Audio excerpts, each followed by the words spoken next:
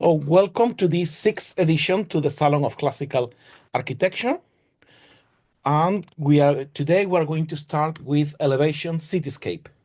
So this means that today we're going to be talking about the buildings that make the city, not the buildings that make the city relevant, not the buildings that outstand from the city, but just the buildings that make the city. In 2 weeks' time, we will be talking about special buildings, so which will mean basically uh, temples, that's churches, palaces, and other infrastructure that has become relevant within the city.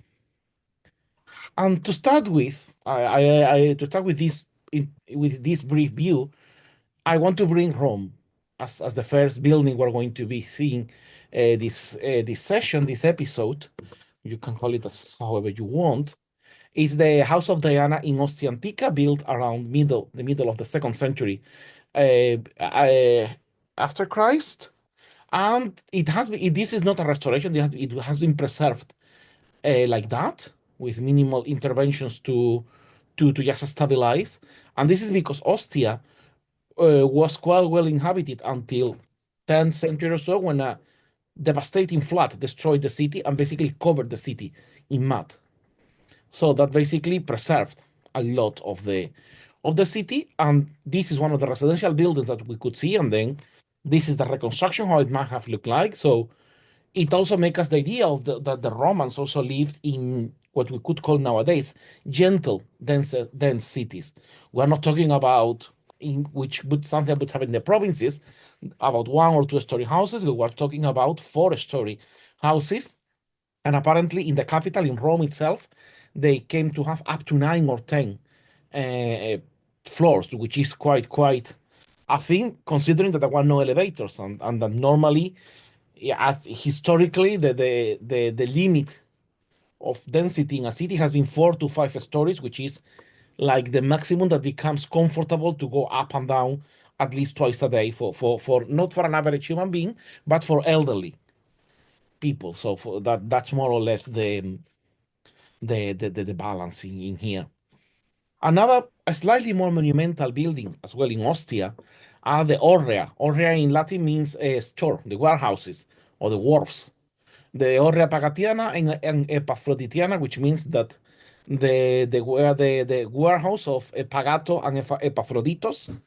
Probably they were two libertos, who were just basically slaves that have been granted liberty, or sons of the slaves granted liberty. And on top of the the architecture that you can see here, I mean, the obviously beautiful monumental portico with a composite order. One of the things that I want you to see is how the brick is working here. This is very important for you to consider when you are designing with bricks. Your openings need to follow some sort of structural logic. You need to keep the position of the arch. Which is called the discharge arc, which is the direction that the weights take you to get to the ground. That's why so many times you see buildings in brick and they don't look real, and that is because the brick is not placed in such a way to look real. The Romans, obviously, because this is all a structural brick, they were quite masters on that. And what one of the big consequences, the direct consequences of placing these charged arches here, that all the space below is almost free of charge, only needs to support this little portion. The lintel only needs to support itself, the flat lintel, because the arch is supporting all the space above it. So this allows you to have either wide spans or almost any type of opening that you want. Or later on, as you see in Gothic architecture, all these beautiful, extremely thin transoms, which you see a lot in Flanders, they are there because of the discharge arches. So basically, this was a warehouse, but warehouse and residential, what we could call today a mixed-use building. This is a street view where you can see that it was not alone. There were other buildings around it, and you see the massive balcony at first floor level, which we also saw at Diana House. This was an element that was done as per regulation after the Great Fire of Rome, to allow for firemen to enter into the building in case there was a fire on the lower floors, and it was easier to tackle it from above. And this is a reconstructed elevation from the 1920s of how they thought it might have looked like. There are elements that are obviously real. All this ground to first floor, it's real. Probably some of the openings are, but up to here, we don't know. But the truth is that from fragments that we find here or there, it could have been probably very similar to this one, which doesn't make much difference from many other traditional buildings that we see in a typical traditional city. So the scheme hasn't changed much in 2000 years. Another of the buildings from classical antiquity that I'm bringing here as an example of elevation design from classical antiquity is the Trajan markets. In this case, this is not the front elevation, this is the inner elevation. There was a courtyard and a colonnade in front, which you can see some of the fragments here of the podium for those columns, but it's also giving you the same idea of the discharge arches that then make this stone lintel, which is travertine lintel, be supported by itself. It doesn't need to support anything above, which then creates all this effect that can be very, very dramatic. And then all the sequence of arches combined with carved pediments, which gives some dynamicity to it. And if you want to know more about how the typical Roman streets look like, there is this book, Pompeii, A Different Perspective, Via dell'Abbondanza. It's a reconstruction of the street, how it may have looked like. Obviously, in Pompeii, we have a lot of remains to be able to reconstruct it in a very precise way. And we also know that Pompeii didn't have much density. The houses in Pompeii were having two, maximum probably three stories in very punctual locations. So it was a way of it. It is an excellent book to understand how these houses were. Obviously, in Pompeii, we preserve all the render finishes on the outside, so you get a very lively image of the Roman city, which you not, don't normally get, because normally we have the idea of the exposed stones and the marbles, but we have a marvelful, a wonderful world of color. And from here, we know that the Roman Empire collapsed, and there is a process in which the Roman city decays, disappears, and is transformed into the medieval city. In some cases, this lasted longer, the structures remained. In others, they just disappeared.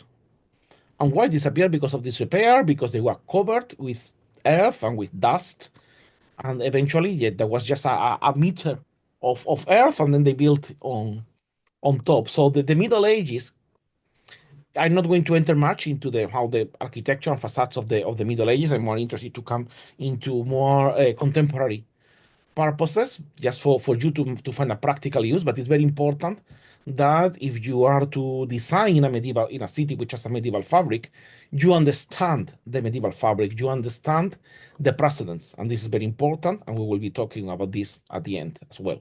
So this is a fresco, which is called "The Effects of the Good Government in the City," and it's in the Palazzo Pubblico in Siena by the painter Ambrogio Lorenzetti. And as you can see, it's a very peaceful image of a city, and it's showing us different type of buildings that obviously are reflecting how the architecture in Siena was in 14th century. So these type of paintings are a good document. Paintings and miniatures are a good source to understand how this architecture was, or at least how this architecture was perceived by the artists, by the public, by everyone.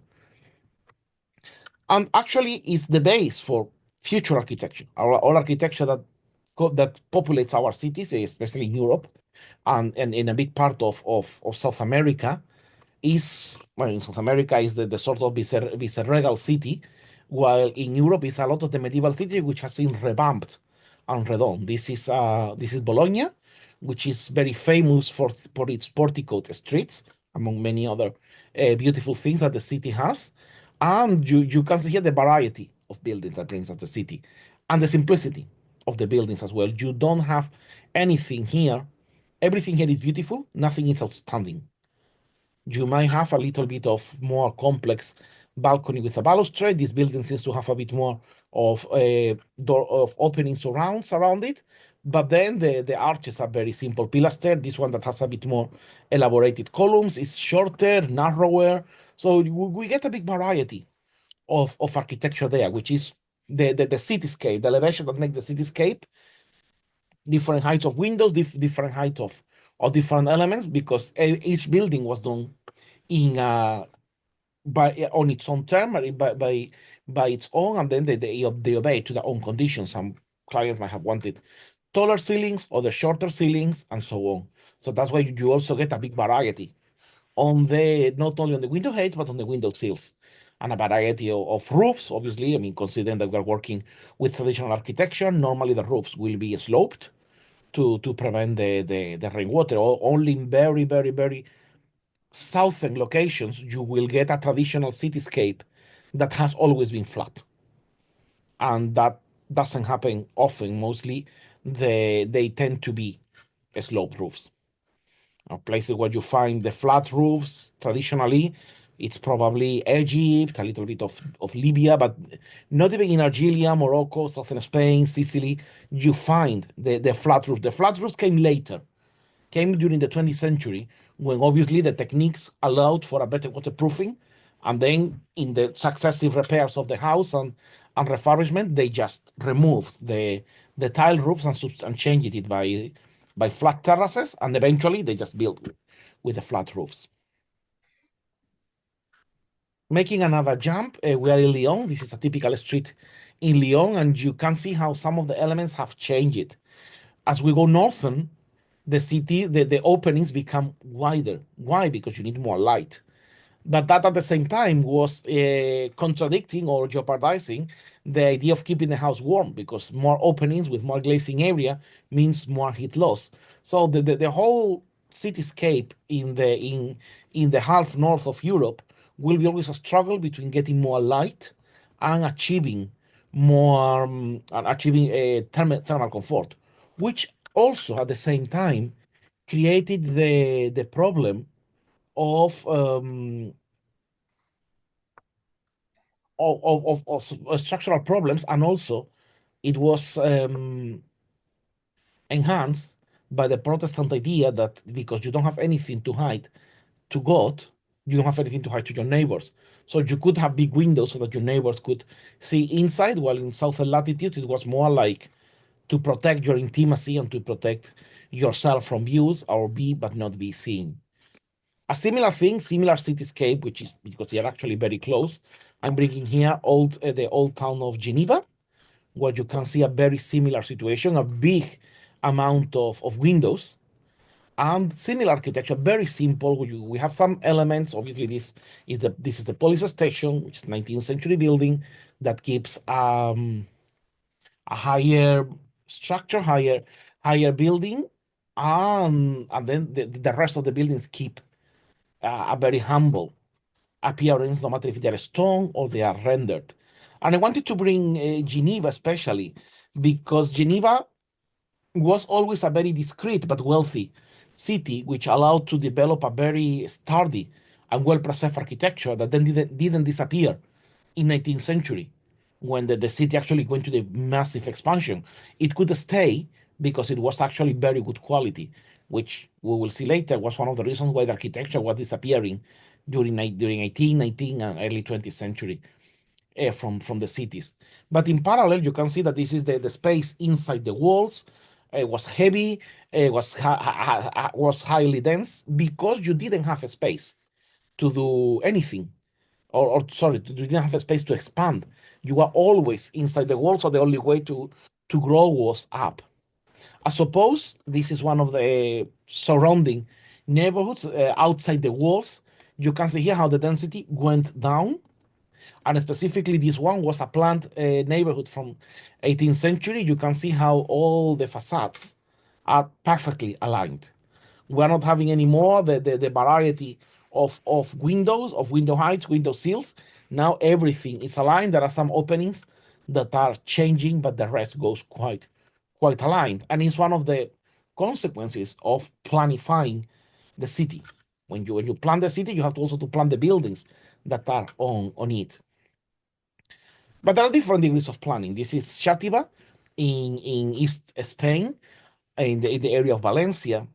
And this is the Plaza Mayor, the main square of the city, which keeps the same idea of porticos as we saw in Bologna. Porticos are a very useful feature in Mediterranean cities because they keep you dry when it is raining in winter and they keep you fresh when it is hot in summer. So all the cities have either porticoed street or porticoed squares or some sort of porticoed areas that close to the relevant areas of the city.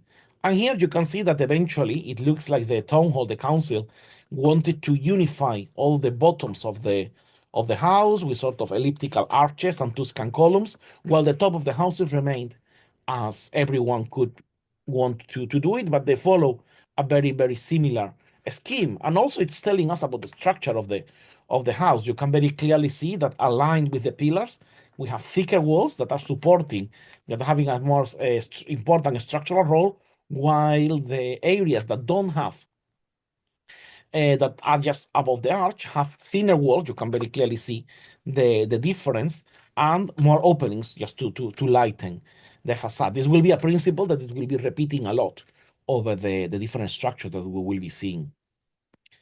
And going even southern in Spain, we have Osuna, close to Sevilla, about 1 hour from Sevilla, and this is San Pedro Street, which is apparently perceived or declared the most beautiful city in Spain. And I wanted to bring it because obviously from this very flamboyant title that it has, you can very clearly see different stages and different levels within the same street. We can see all the two palaces that we have here with the majestic facade with Corinthian orders, and then all the majestic windows. And then to the left, we see a little more humble buildings. And even if we continue on the street, we see some other buildings that are very, very flamboyant as opposed to the more humble on the other side. And what is that? That is because even in a Mediterranean climate, you look for the shades.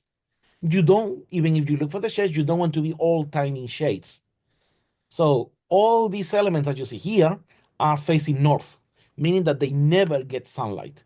So these houses are dark and cold and damp. And considering that in the past, in the 16th, 17th, 18th century, with the so-called mini ice age, it was very cold. It was not desirable at all to live in these houses. Probably nowadays it will be a desirable thing to have all these houses facing north because they will be very fresh in summer. We have a comment here.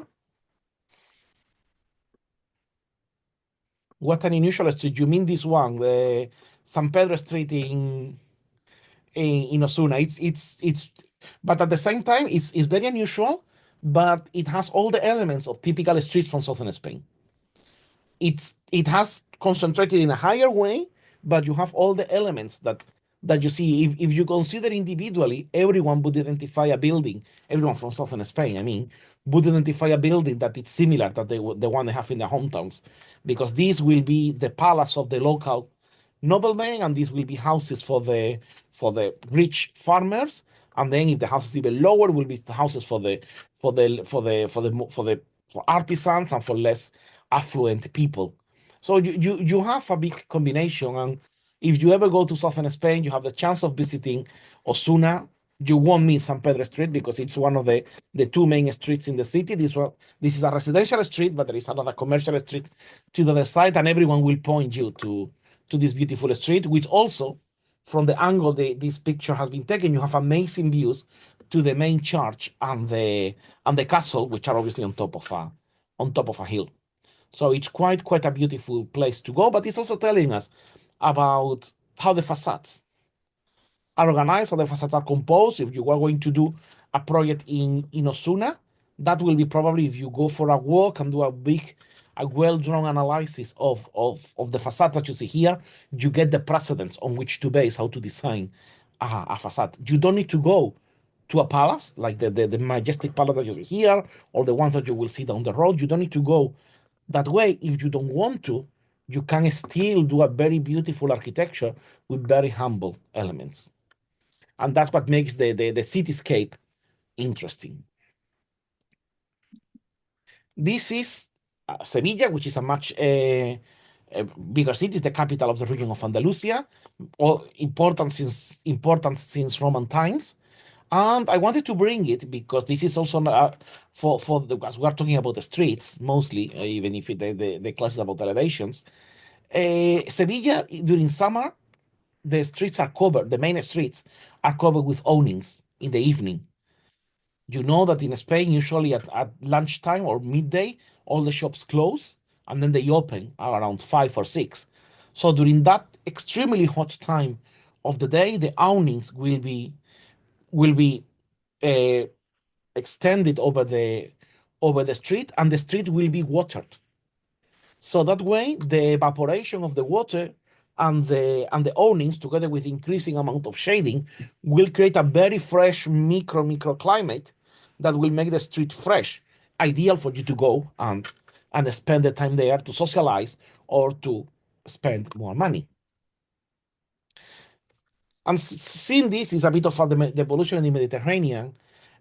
Some of you might have found this already on the internet. If not, I'm bringing it to you to take a look at. It's a very, very beautiful set of vignettes called 750 Years in Paris by the author, artist Vincent Mahe.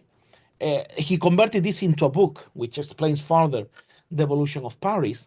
But I wanted to bring it here to see how a street evolves. And this is very, very interesting to see how you can very clearly see how Paris starts in a semi-rustic way, starts getting bigger and bigger, and then obviously with the Black Death, it's become empty and destroyed and derelicted. And that's something that happened in many cities that they didn't recover until until later. I mean, you're seeing here it's effectively that the 1460s Paris was still a semi-abandoned city, but then by 1475 it has recovered its splendor, and by the 1500s it was becoming again refurbished and renovated. Then by the 1600s, with all the wars, with all the end of the wars of religions, etc., and the new king and the new dynasty, the Bourbons, coming into power, Paris started a period of stability, which is very important to take into consideration because it was the time Paris started to grow and to improve. So by the 1690s, we see that all the medieval architecture had or was about to completely disappear. And once we enter into 18th century, the buildings change and they become much more luxurious. The cities are also becoming denser. Remember that there is no that you cannot grow outside the walls, so the only way to grow is up, and then the cities will expand. Then in the 1850s, and we're going to stop some time about it when we see the Haussmannian changes of the city in the 1850s when Louis Napoleon becomes Emperor Napoleon III. Paris started a massive project of refurbishment, and which involves demolishing. There was a massive operation to demolish the old Paris and to replace it to a new Paris, the Haussmannian Paris, which is the Paris that we all know. And then little has changed. Paris has changed very little since the beginning of the Third Republic. Obviously, the Haussmannian dreams of Paris took time to finish, and we don't see the full splendor of Haussmannian Paris doesn't enter into effect until the late 19th century, the early 20th century, the famous Belle Epoque.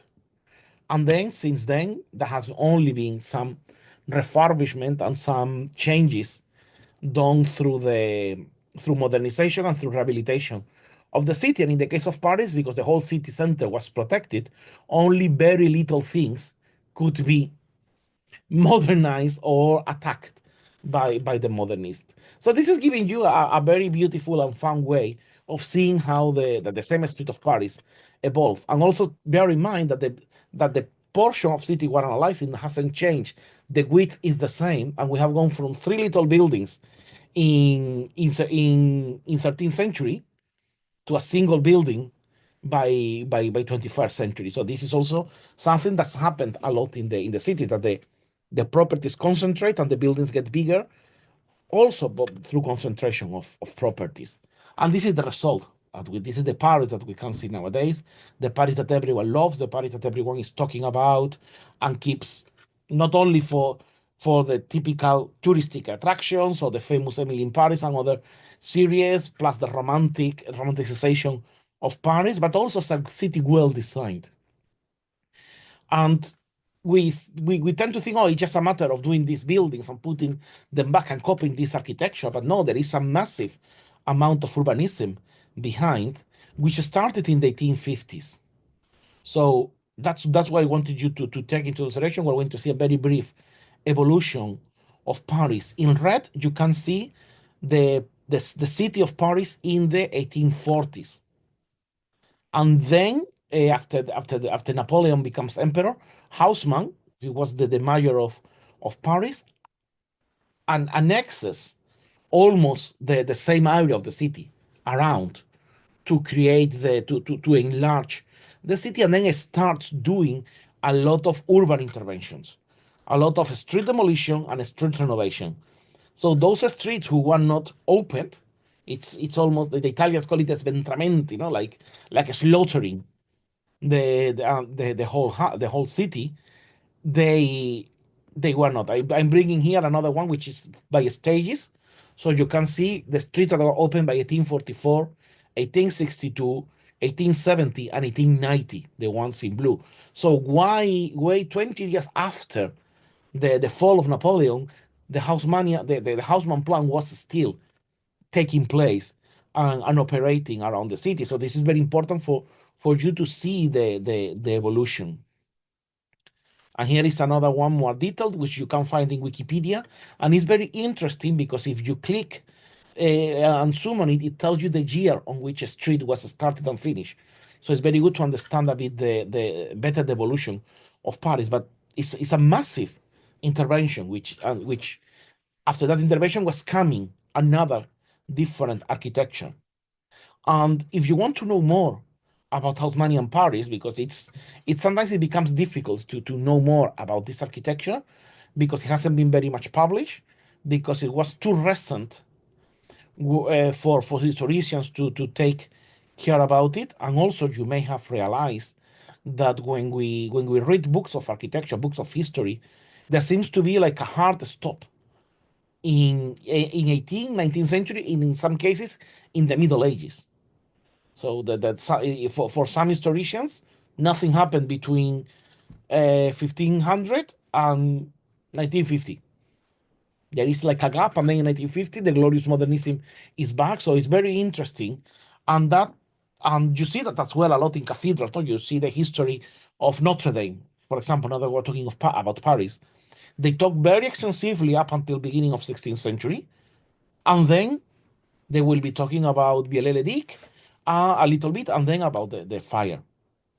And when you see the not I mean Notre Dame, a lot of things were done in 17th century, a lot of things were done in 18th century and in 19th century, and of course, yeah, and we have forgotten about it, and that of lack of interest because of the interesting thing is the Gothic is what has created as well the problems with the recent restoration.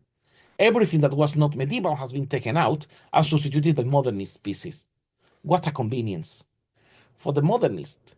So you have to search and to look a lot for different sources, especially when you want to know things about 19th century or 18, or even 18 or to 17th century. I was recently talking with a friend about David Watkins' History of Architecture during 19th century, because it's one of the very few books, together with probably with the books of James Stephen Hall, that doesn't take a biased look on the history of architecture. So for any historiography of architecture, 19th century and even 18th century are the warming up for modernism. So it's like when everyone wanted to be modern, but some strange forces were not allowing them to be modern, but they were already modern. No, Boulez was modern, Loggia was modern, Leduc was modern, Dugan was modern, Persian Fontaine, Labrousse, even Gaudi, everyone was modern. but they were just not being led to do. And then by a miracle, it has to be Le Corbusier who just illuminated all of us, etc. It's a typical. It's almost a geography rather than historiography. Is the geography, like the history of the saints. In any case, this book called Haussmann Paris is very interesting because it's almost a pattern book, and we're going to talk about pattern books later. It's a pattern book about the city of Paris. A team of architects and designers were analyzing the buildings of Paris over a big period of time and then generated first an exhibition and then a book where they gather all the elements that make Paris Paris. So from the city street sections to typical elevations from different periods of time to extremely detailed, extremely a big amount of detail, which is perfect to understand perfect big this architecture. So it's a book that I recommend all of you to purchase. It's not the cheapest, but not the most expensive books, and it's still accessible. So I would recommend you to find it while you can. And I have seen another comment, and before we jump onto London, let's see. Sometimes they even place Haussmann and Plancerda also as pre-modern urbanism. In terms of urbanism per se, they are. They are actually the basis of the modern city, modern as contemporary city. So there is a transition between the unhealthy world medieval city, because we need to bear in mind that the medieval city, medieval and early modern cities were basically beanbags. You couldn't, they couldn't let you in, they didn't let you out. The corpses were buried inside the city with all the sanitary problems that has. There was normally not a good water supply. Those who were lucky enough to have retained a Roman aqueduct would probably still enjoy the Roman aqueduct, but only if the Roman aqueduct was restored to be shared with the commoners. Normally, it wasn't. The Roman aqueducts they were bringing much more reduced amount of water because maintenance, etc. So they were used only by the elite. So you were living in a city where you needed to, but the water was coming from wells, and that wells were gathering water close by where people were being buried and where people were doing their necessities. So it shouldn't surprise us the high amount of epidemics and the high amount of death by epidemics that they had in the pre-industrial cities. The pre-industrial cities were dirty and they were filthy. Not only dirty, they were filthy. This thing that you might have heard about, the famous in Spanish is called agua va. It was not water. It's like, yeah, there it goes water. That's what they were saying through the windows. It was never water.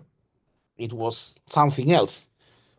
You would be lucky if that aguaba was just dry rubbish from, some leaves, some onions, but normally it wasn't. So there was a lot of filth and dirt, and especially and both Haussmann, but especially Cerdà, who was very concerned because Barcelona itself was a particularly filthy city before his plan was approved.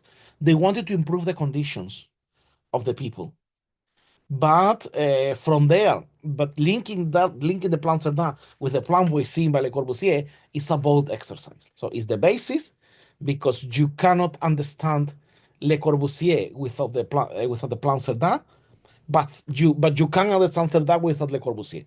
And that's the problem that sometimes is portrayed in historiography. That Cerdà had already in mind the plan we're seeing, but 19 people from 19th century, they were just a bunch of bastards they didn't let the poor Ildefonso have fun, and therefore his only option was to do Barcelona. And Haussmann was the same. If Haussmann he could have done what Le Corbusier did, but Napoleon and Eugenia de Montijo were a couple of filthy bastard aristocrats that made him do a beautiful city instead of that. And that's sometimes what you get when you read many modernist books. But settle that, yeah, the theories of the city cannot be understood.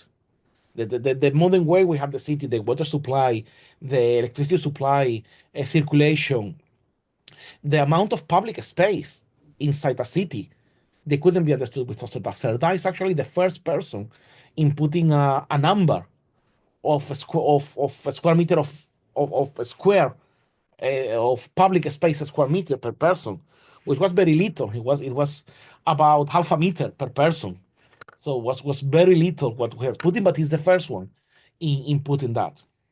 We will talk a bit about Barcelona towards the end. I wanted to bring here, moving to Paris and all the Haussmannian interventions.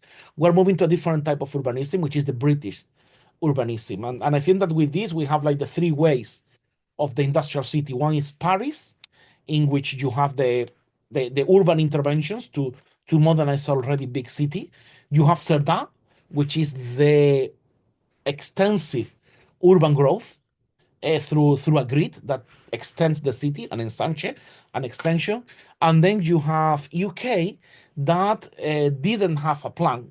England and United Kingdom never had a sense of planning in the sense that France or Mediterranean world had, or by extension the continental Europe, but develop small areas, and each of these small areas are very well developed on themselves, probably somehow well or badly connected with the rest, but they work very well as independent units. And one of these that I am bringing, I could have brought more, but the two first ones in being developed in such a way with a grid and some intersection were Pimlico and Belgravia. And because this is not only about urbanism, but it's also about elevations, I wanted to bring the elevations here. This was a neighborhood that was done by a developer, Thomas Cubitt. So this is not about a philanthropy. This is not about a palace converted into a house. No, this is a developer. This was all this area were farms owned by the then Marquis of Westminster, and he all of us at one point he decided to reconvert all the farmland into housing. He first built Belgravia, which we will see now, and then built Pimlico. When he's seen the success of Belgravia, he built a slightly lesser quality neighborhood, which was Pimlico, and he made himself rich to the point in which still today the Duke he was elevated to Earl and then to Duke, and to the point that still today the Duke of Westminster is the richest man in UK. So and that started just by transforming the farmlands of Pimlico and Belgravia into buildings. So speculation is not bad, which is something that I mean sometimes we criticize about the expansion of the city and the developers, etc. No, developers can be good. Thomas Cubitt was a developer. He did all these buildings, and we all could agree that these are pretty buildings. Now, what did Thomas Cubitt get from here? Thomas Cubitt is, you see these facades, they are regular. Obviously, the windows are aligned, everything is aligned because it was built at the same time. But he creates a rhythm, but there is no symmetry. You don't have central symmetry when you enter into the house. You enter to the house through the side. You see here number 60, and then you have all the house here doing an L shape, number 62, and then the openings at ground level, they're not even aligned with the openings above. But through the continuous balcony, he's able to create a distinction between both of them, and then that lack of symmetry and that lack of alignment doesn't bother us. So it's things to bear into consideration. On just 100 meters from Pimlico is the neighborhood of Belgravia, and in here he worried to create a much better um, element because this was for upper classes, and Thomas Cubitt found here a big problem.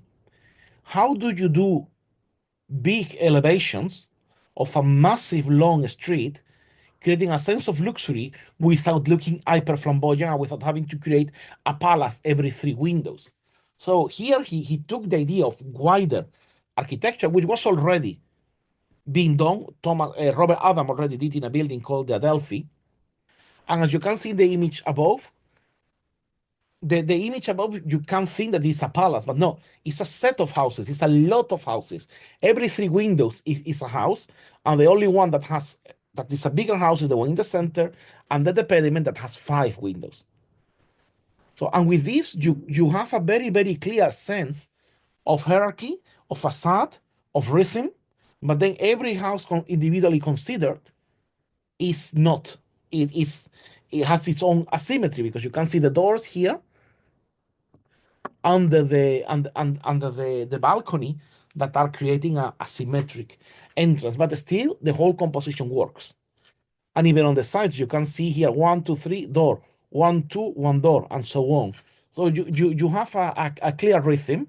You can as well see it here, which is a bit more exaggerated, where you see like the corner building, the central element, and then all the little porticos being attached. So this is a bit more of a moving facade, but then you get a sense of complete unity. And that's what and we will be talking about that, the rhythm versus symmetry. And here the important thing is the rhythm in composing the facade. And here you can see one of the corner ends. And obviously on the returning side, he built another majestic portico because these houses were very long, as you can see. So these houses were going from this side to this other. So it was a very, very big house, which is also to consider. And then they were having a garden, and behind the garden they were having the staff quarters, which nowadays are called, well, which back then were called the Mews. And now when the Americans come to London, they get crazy when they discover what the Mews are, because the thing is the best thing ever invented by human being, and they were actually the back of the houses for the staff. Nowadays, buy a Mews house, it's millions of pounds, but still, that was the original purpose. If we go a little bit up north in London, around Regent's Park, which I'm sure all of you have heard about, we have a lot of buildings done by another architect, a little bit earlier than Thomas Cubitt, which was John Nash. And he did here, again, similar scheme. That's what it was said, that Cubitt wasn't the first one in applying this solution. We have a beautiful crescent building, all in a sort of Greek revival. This was recently completely refurbished, almost to the point in which a lot of the things that you see there are new, because they had to, in order to dismantle, they had to demolish and then rebuild. So it's crescent, meaning it's like a half carved elevation. Very simple. You can see that there is a concentration of elements on the corners, but then the whole elevation itself, you don't even have surround. You have just a little recess, and then you have the colonnade that is hiding the different entrances and giving unity above. And of course, just the telling you that these are different houses. You have the rows of chimneys and the party walls. And a similar way, to show clearly how all this works, Chester Terrace as well in Regent's Park, you can very clearly see here that we have a central house, in this case with central symmetry, because it's double the size of all the sister houses that you see here. You have a house with double symmetry, windows on one side, windows on the other, four floor above. Well, the other one, the less affluent people, so all these houses were super, but even back then were for the very, very uh, elite of UK, the new elite of UK, and in many cases the old aristocracy, which was moving to bigger, more comfortable houses. And you can see here that there is not a symmetry; it's a rhythm: entrance, window, window, entrance, window, window, which and also at the same time is creating an axial symmetry in this element. So everything is well tied, and they are not individually considered; they are considered as a composition to create an image of a palace. So this is a bit, we will be seeing palaces in the next class, but this is a bit how to elevate an elevation. Similar thing in Cornwall Terrace. We can very clearly see how here we have all our order, then we have an attic, and then we have an attic above the attic with a pediment. So these are also compositional resources.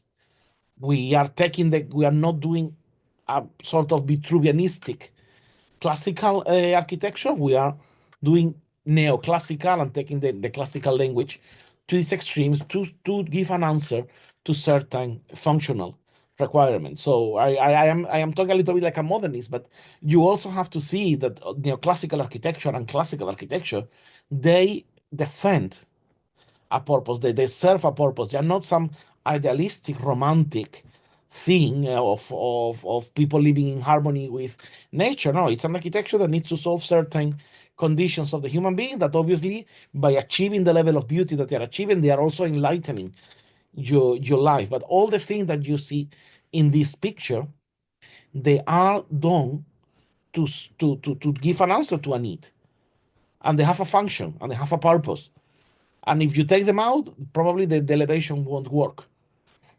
So this is something that for you to bear in mind. This is not only about applying ornament. Sometimes we get lost in the word decoration, ornament.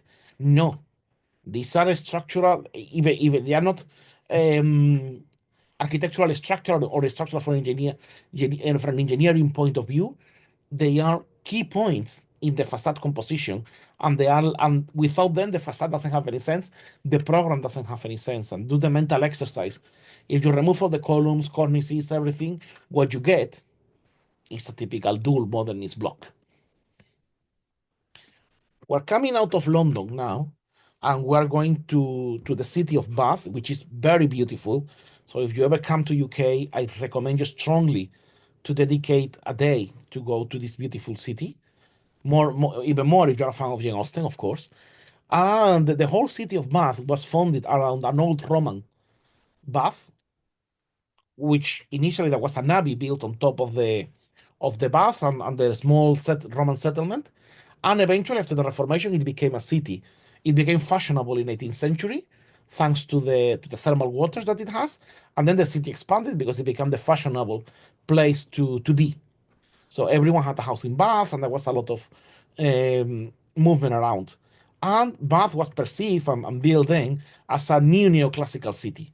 So it was they had the whole idea of creating a new city based on neoclassical principles, and you can see here as well how the urbanists in the design they created what it is called the circus and the crescent. And the crescent, once you take a look at it, is a beautiful structure, but very, very simple.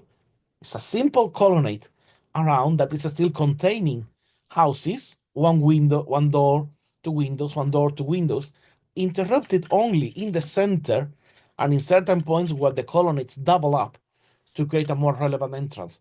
But this relevant entrance obviously give access to a better flat in the areas where the composition is more enhanced. So you are paying more to be in the places which have the best views and the best spots. So in the places where symbolically you have a higher status.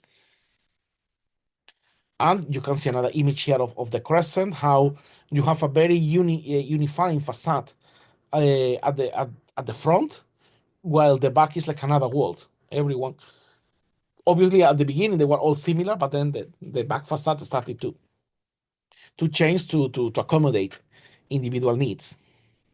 And the other element, which was slightly earlier, is the circus, which, as its name says, is emulating like a Roman circus, but inverted. No, we know that the Roman circus was having the colonnades to the outside, but in here they are all facing the inside, and we have the three orders: stack, Doric, Ionic, and Corinthian, with a marvelous display of metopies, which they look almost different. So it's very, very incredible to just walk around and see all the metopies with different patterns, symbols, and representing probably things important to Bath and to the people who originally bought the house. Because all this, again, this was not a client commission, this wasn't a speculative thing. But the same way that when you buy a flat that is under construction, you might be able to choose the color of the tiles. These people were able to choose some of the metopies, which was the only customizable elements within the city. I saw a comment here.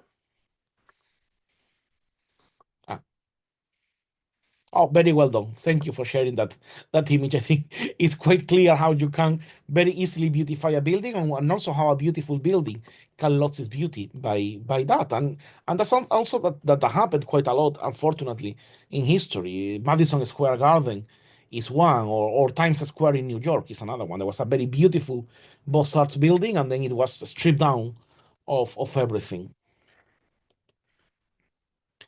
And to finalize this route around big cities, I'm bringing what it is called the quarter of the Discordy, the apple of the Discordy. Apple in Spain means manzana, manzana de la discordia, also in reference of the apple of discord of the Trojan Wars. And you can see here, it's nice. It's a beautiful elevation.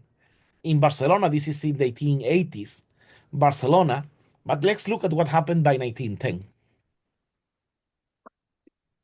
the whole the whole street, the whole portion of the street facing Passage de Gracia had been completely transformed and refurbished and become an exhibition for Art Nouveau or Modernisme, Catalonian modernism, which it doesn't have to do with anything with what we call with the English called modernism. It was Art Nouveau, but in Spain it's called modernismo. And yeah, I mean, it's quite incredible what you did, what the different architects did.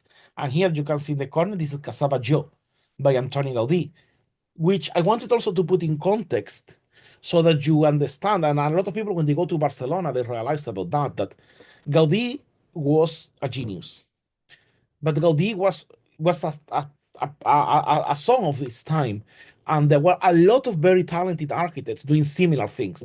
The only difference is that Gaudí was outstanding all of them. It was that, but you can very clearly see if we compare these very plain facades, very Haussmannian facade, because the plan Cerdà and the expansion of Madrid, the expansion of Barcelona, the 19th century expansion of the Spanish cities inherits or takes a lot from the basics of the Haussmannian regulations. And then eventually, when there was a next stage of prosperity at the beginning of the end of 19th century, beginning of 20th century, we got this. So it's quite an interesting thing to see and to consider.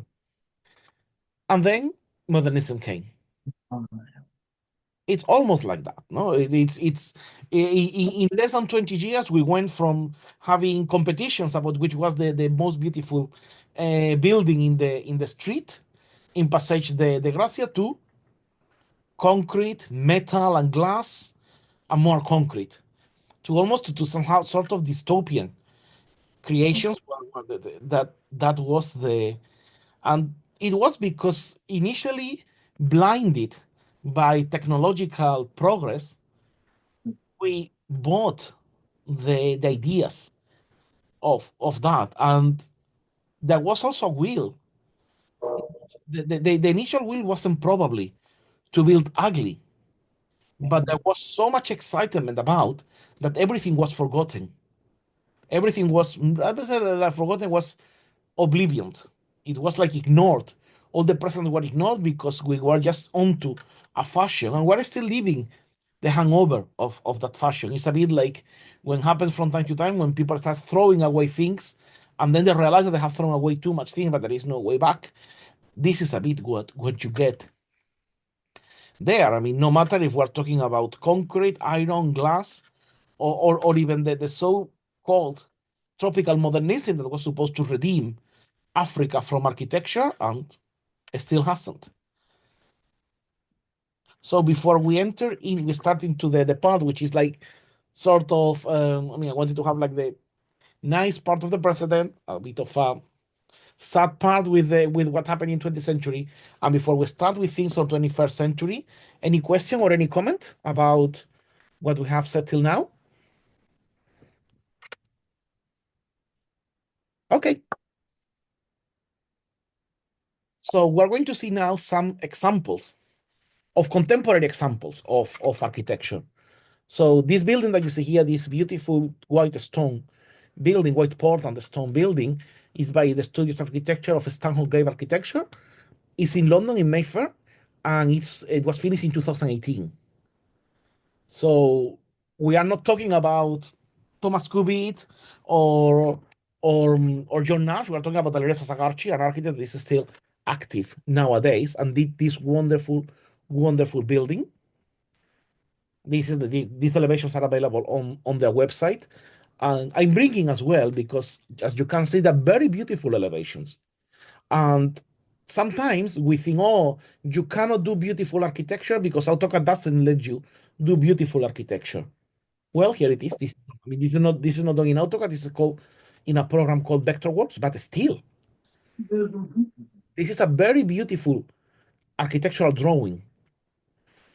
And I wanted to bring it as well to bring the drawing and to show the drawing and how from the drawings you go to the details, because the only reason why, and I'm going to be bold with this, The only reason why drawings in CAD look bad is because the person who drew them is lazy or doesn't know how to use the program. That's it. Because this could be achieved. This can be this level of detail can be achieved in CAD. You don't need to go for hand drawing to achieve pretty stuff. No, it takes a lot of time. It takes almost the same, a little bit less time than drawing by hand. With advantage that if you want to change a detail, you don't need to start the whole drawing again. But I think it's important for you to know that to be productive in the architectural world, in the traditional architectural world in 21st century, you need not only how to know how to use the programs, you need to master the programs, because computer says no is not an option for you not to create beautiful designs. So you cannot, I mean, and I know I'm going to be rude as well. It's not the computer, it's you who don't know how to use it. So please don't enter into that dynamic, saying, "Oh no, classical architecture cannot be done by computer because it's ugly, drawing by hand, blah blah blah." But I can't, because then they're going to tell you, "Yeah, but you draw by hand and you want to make changes. You cannot cope up with that." Drawing by hand is a skill that needs to be done, needs to be developed. You need to draw by hand, period. But that's something that the modernists will also tell you. Drawing by hand is something that is consubstantial to the profession of the architect, the interior architect, the engineer. It's consubstantial to all of us as designers. So and a pretty drawing is a pretty drawing, but the important thing is not the prettiness, is the design that is behind. So bear that in mind. I mean, I was some time ago on a correction critique with someone who has done a very beautiful watercolor, but the building had problems, and I pointed out the problems, and everyone was, no, but it looks pretty.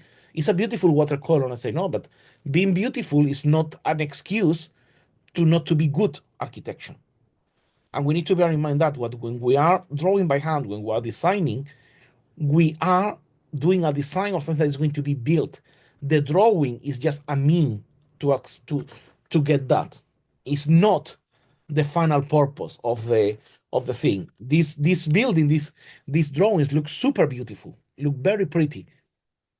But what you need to, what but they are pretty, but they are going to achieve this. This is the architecture that you want to achieve with those drawings.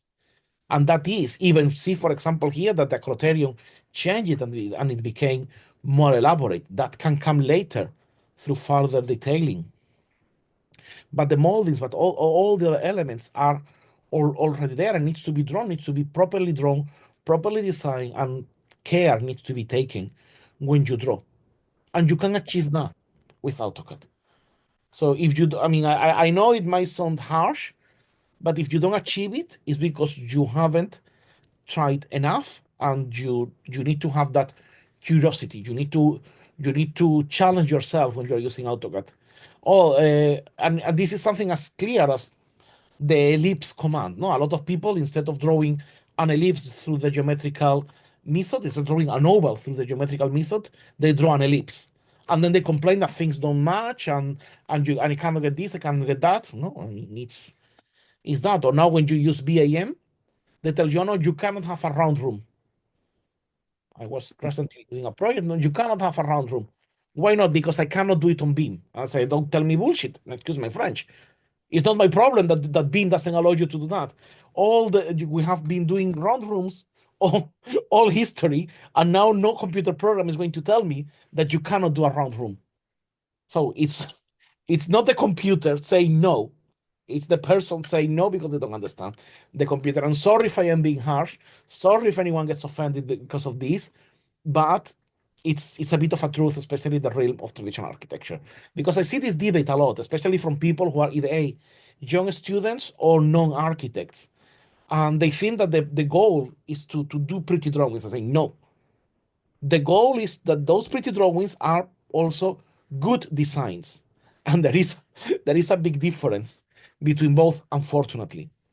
And we need to be aware of that. I mean, this is something that I insist a lot always. And look at the Classic Planning Academy. When you, if any of you, I hope that many of you will come to study with me this autumn.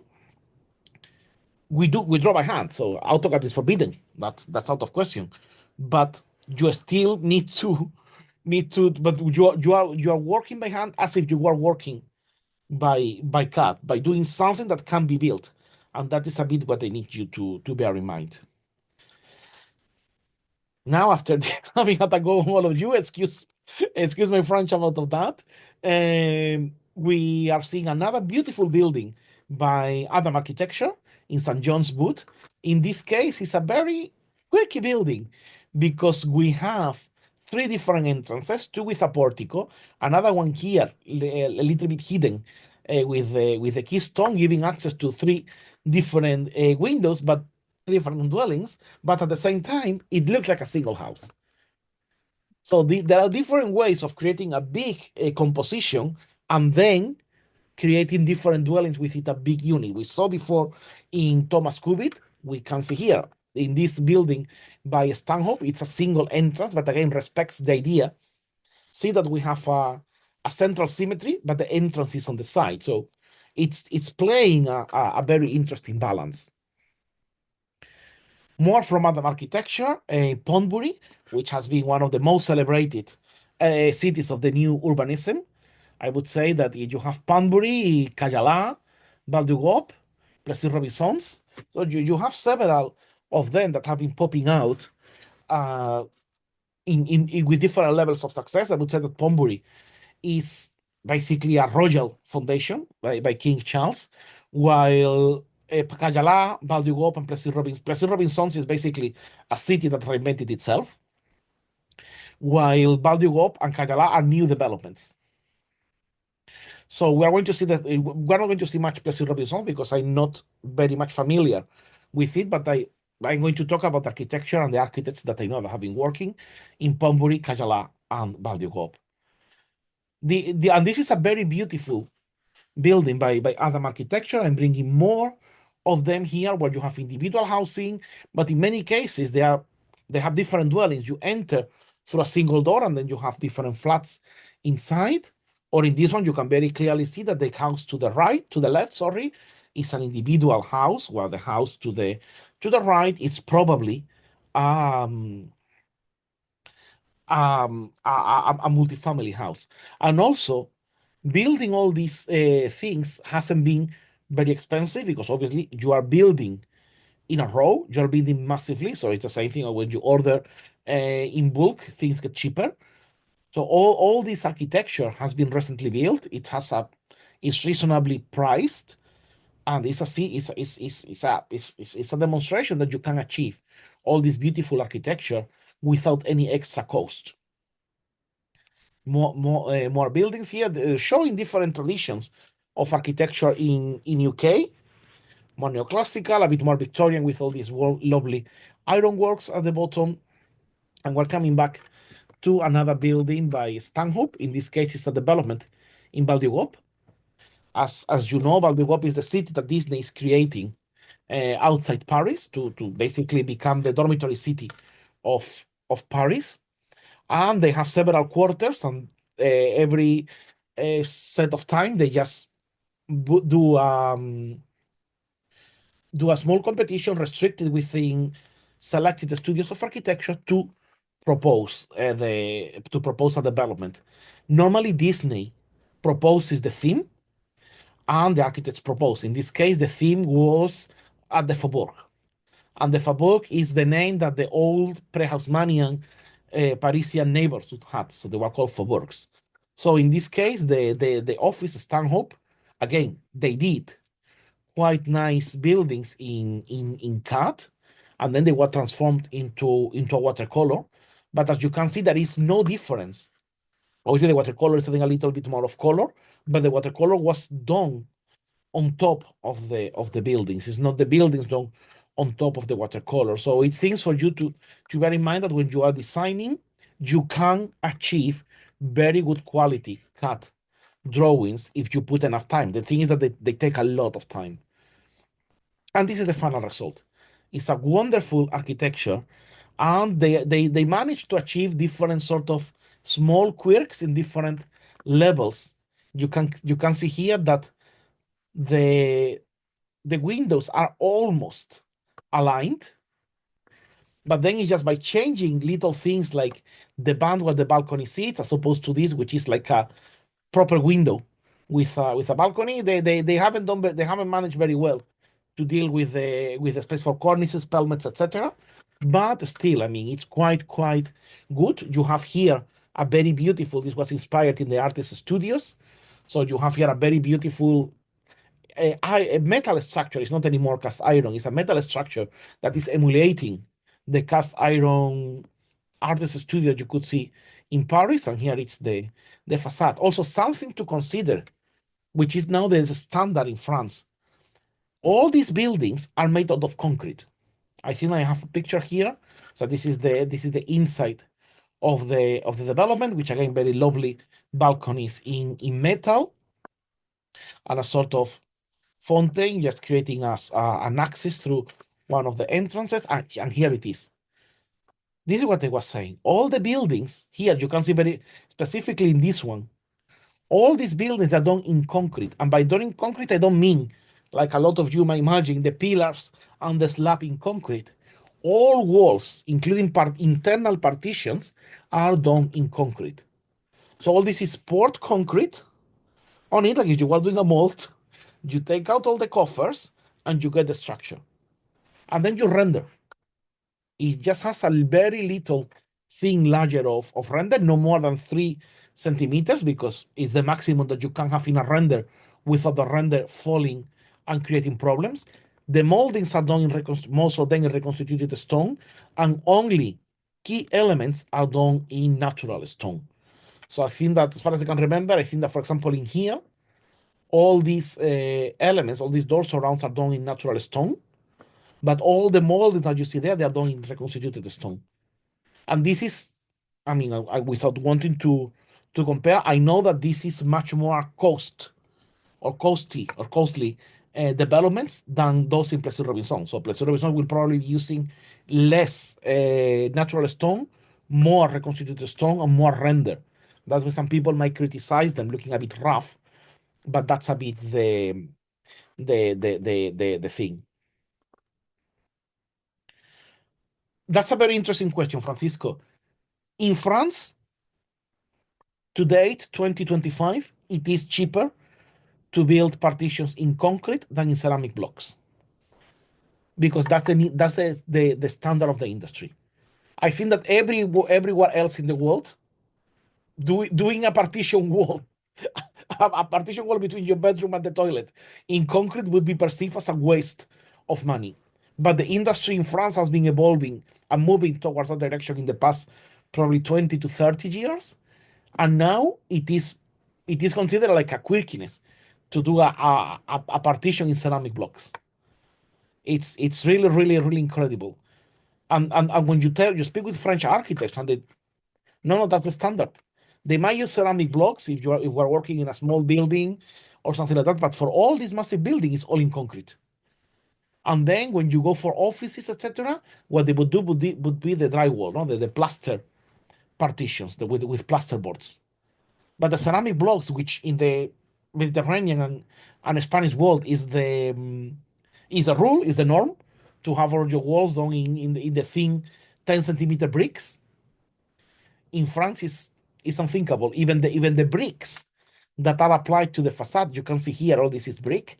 It's just a thin layer of brick glued to the facade.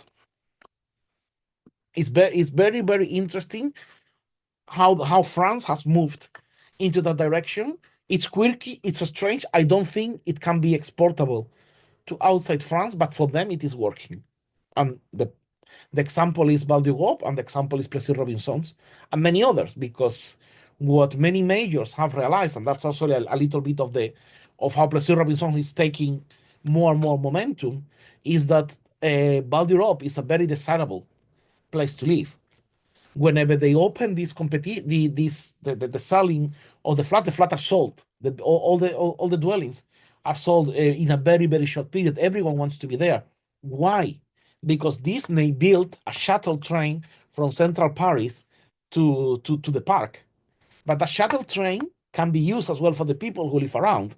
So people can get the shuttle train and go up and down to Central Paris. So it's very easy for them to work in Central Paris and to live in Val d'Europe. And at the same time, they are decongesting West Paris, which is around Versailles, which is the area that is the desirable, the really, really, really desirable area to live. And then they are creating a new desirable area. So it's very, very interesting and important what Disney is doing in Val d'Europe. Correct. If correct, but if you see the very, very initial buildings done in Val d'Europe, they are rough. They and yet they were by Dimitri Porphyrios, and not because Porphyrios was doing them rough. It was because the contractors didn't understand what Porphyrios wanted to do. So everything was looking chunky, everything was looking too big, too much. And then eventually the land. You can see here what they are doing. And obviously, it's a very close group of contractors. It's always the same contractor doing the same thing. But they learn from each other, and they are moving towards that. I mean, I think that there is always is what I was saying before. The problem is that this architecture needs to be drawn. And if the people in charge of drawing this architecture, they are not literate on classical architecture, or they are just lazy people who think that if you don't have the block in AutoCAD, you don't do it, then that's why the design suffers. But that's a matter of not doing your work as a professional. So that's a professional work, a design problem that comes from um, lack of professionality. I'm going to say that lack of professionality. That's it, because you don't get that in buildings coming from Stanhope, building coming from Robert from Adam Architecture, buildings coming from John Simpson. You don't get that. They are impeccable. Why? Because they focus and work a lot on the quality. You don't get that from Arcas. You don't get that from Paris Classical. Why? Because Paris Classical worries about the quality and takes care about the quality, same as Arcas worry about the quality. Now, if we have a dodgy contractor who doesn't know what they are doing, it can happen. But then again, in the case of Val d'Europe, Disney is there supervising and ensuring that the contractors don't uh, screw up things as well. So there is a lot of checks and pulls that in other contexts, if you don't have, when you lose them, they suffer. But it's a process. They will learn. And things will get eventually better because the more you do, the cheaper it gets. Because it's a learning curve. Well, moving another to Ben Pentrith, and he was awarded the Treehouse Prize. He was also awarded one of the Philippe Roth prizes at the end of last year, and he built a beautiful development in Truro Eastern District Center.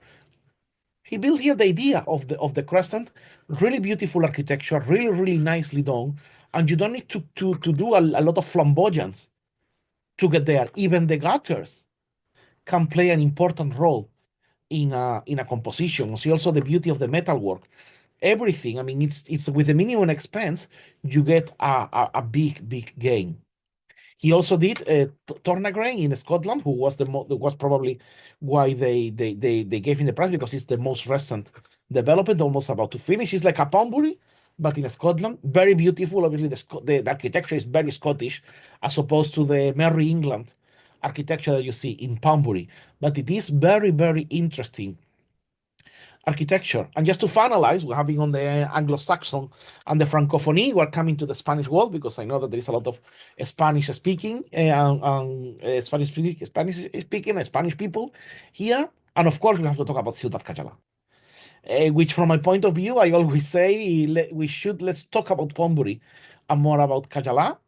You can also see here, like the building of Cayala follows a more traditional modern way of building, which you have the pillars made in concrete, the slab made in concrete, but the walls are made in brick, which is the traditional way. You can also see here the massive space where they would have the parking, because we need to live with the parking. We cannot deny that we need the cars, and if there is a very weak public transport, people need to rely on the car, but that doesn't mean that our city needs to be invaded by the car. So, in a very wise way, the whole underground of Kajala is like a massive parking, and then just people emerge from the parking, and then you enjoy a walkable city. I think it's a very brilliant idea. Many in many places they are copying it. You can also see how the density is changing or changes as we go. We see that in this area is probably residential or very low density.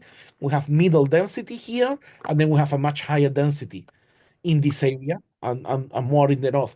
And I'm not going to say it's random, but it's not because in some areas they had less money, etc. It's just well, it's a bit like that, no? Depending on which stage they want to get more profit, they will build more. But you can see, I mean, it's a very beautiful architecture. I'm bringing here one street. It's one of the streets around here, because you can see the pinnacles of this, and it's very beautiful architecture. Leon Krier is heavily involved in the city, and you can see a lot of Krier architecture there. But then it has been filtered to put a sort of Guatemaltecan feeling, Guatemaltecan vernacular by Maria Fernanda Sanchez and Pedro Pablo Godoy, creating a wonderful, wonderful city. I mean, I am very biased towards Cayala because I think that it's also the way to go. And I see the way to go because Pondbury is nice, but it's funded by the king. So you need a king to promote Pondbury. Baldurgop is very nice, but you need a massive corporation like Disney behind to make it work. Well, then you have Kajala, which is a more like a sort of anonymous, wealthy developers putting the money there to earn more money. So it's a bit more, despite the size, which is still massive, it's a bit more approachable. It will be much easier for any architect with good contacts to build Kajala than to participate in Pamburi or to work in Baldurgop. So that's what I want to say, and that's sort of the approachability of Kajala in terms of design. Obviously, you need a genius like Maria Fernanda, Pedro Pablo, and Leon Krier in there, but still, it's a wonderful space to design and to learn from. And I'm going to make like a small last stop in Spain. This is a development done in the 1970s, 1980s, close to Marbella by, curiously enough, not a Spanish architect, but by an Australian architect called Donald Gray, who learned basically from all the people, for all the techniques that were disappearing in the 60s, 70s, and 80s. He just recovered them and built beautiful architecture, beautiful developments, very expensive and exclusive developments following the traditional styles of the area of southern Spain in Malaga.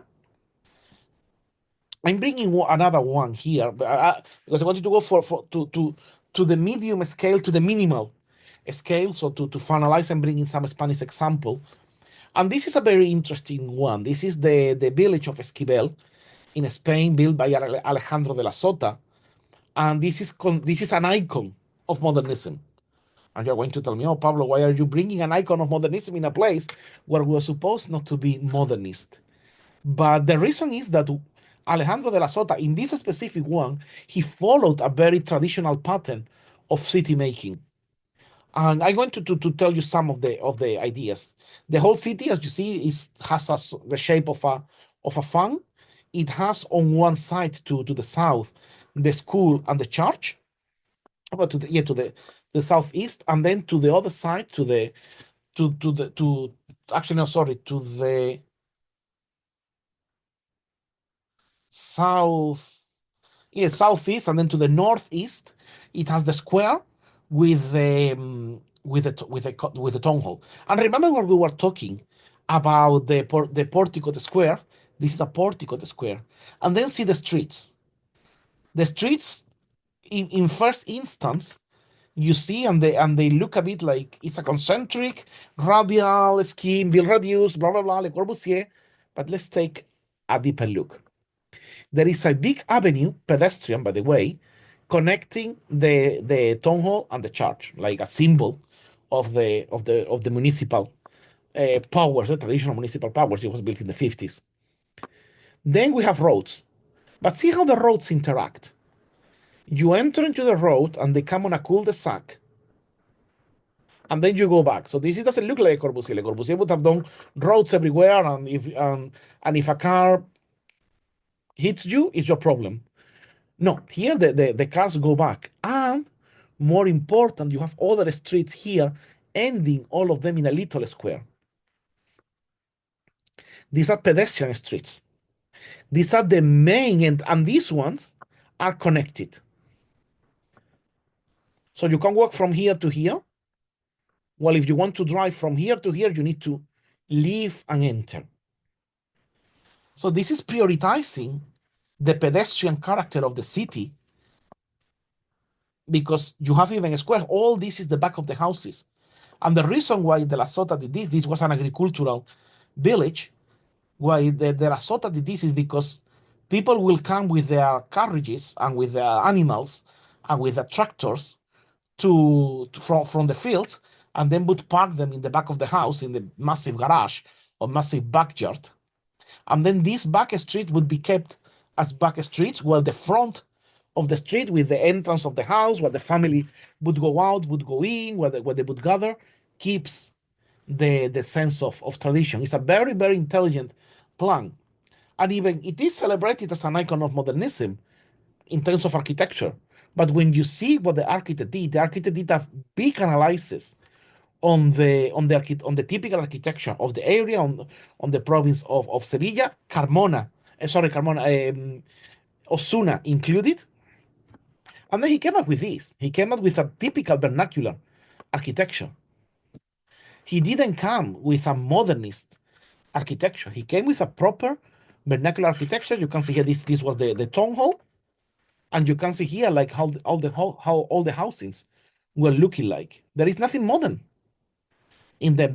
They had modern things like a bathroom, like a kitchen, but all the rest was a traditional language. And this is something that it's a bit of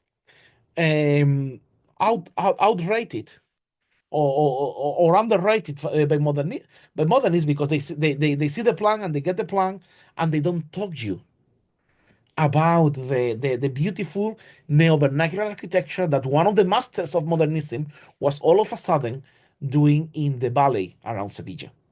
So this is interesting for you to bear in mind that even the most modernist, because if you see all the works that Alejandro de la Sota did, was super modernist. And by the way, Alejandro de la Sota was extremely conservative and supporter of Franco. We have to remember that now in Spain all the modernists were anti-Franco, but no, we have to remember that the biggest Spanish modernists were pro-Franco. That's why they were getting the commissions that they were getting and the big buildings they were building. So just for you to take your conclusions as you want about architecture during Franco being neoclassical only and then modernism being prosecuted. Just check the works of Alejandro de la Sota and Miguel Fisac, for example, not this one. And last but not least, the last element I'm bringing here is the square of Brunete. Is Brunete not brunette?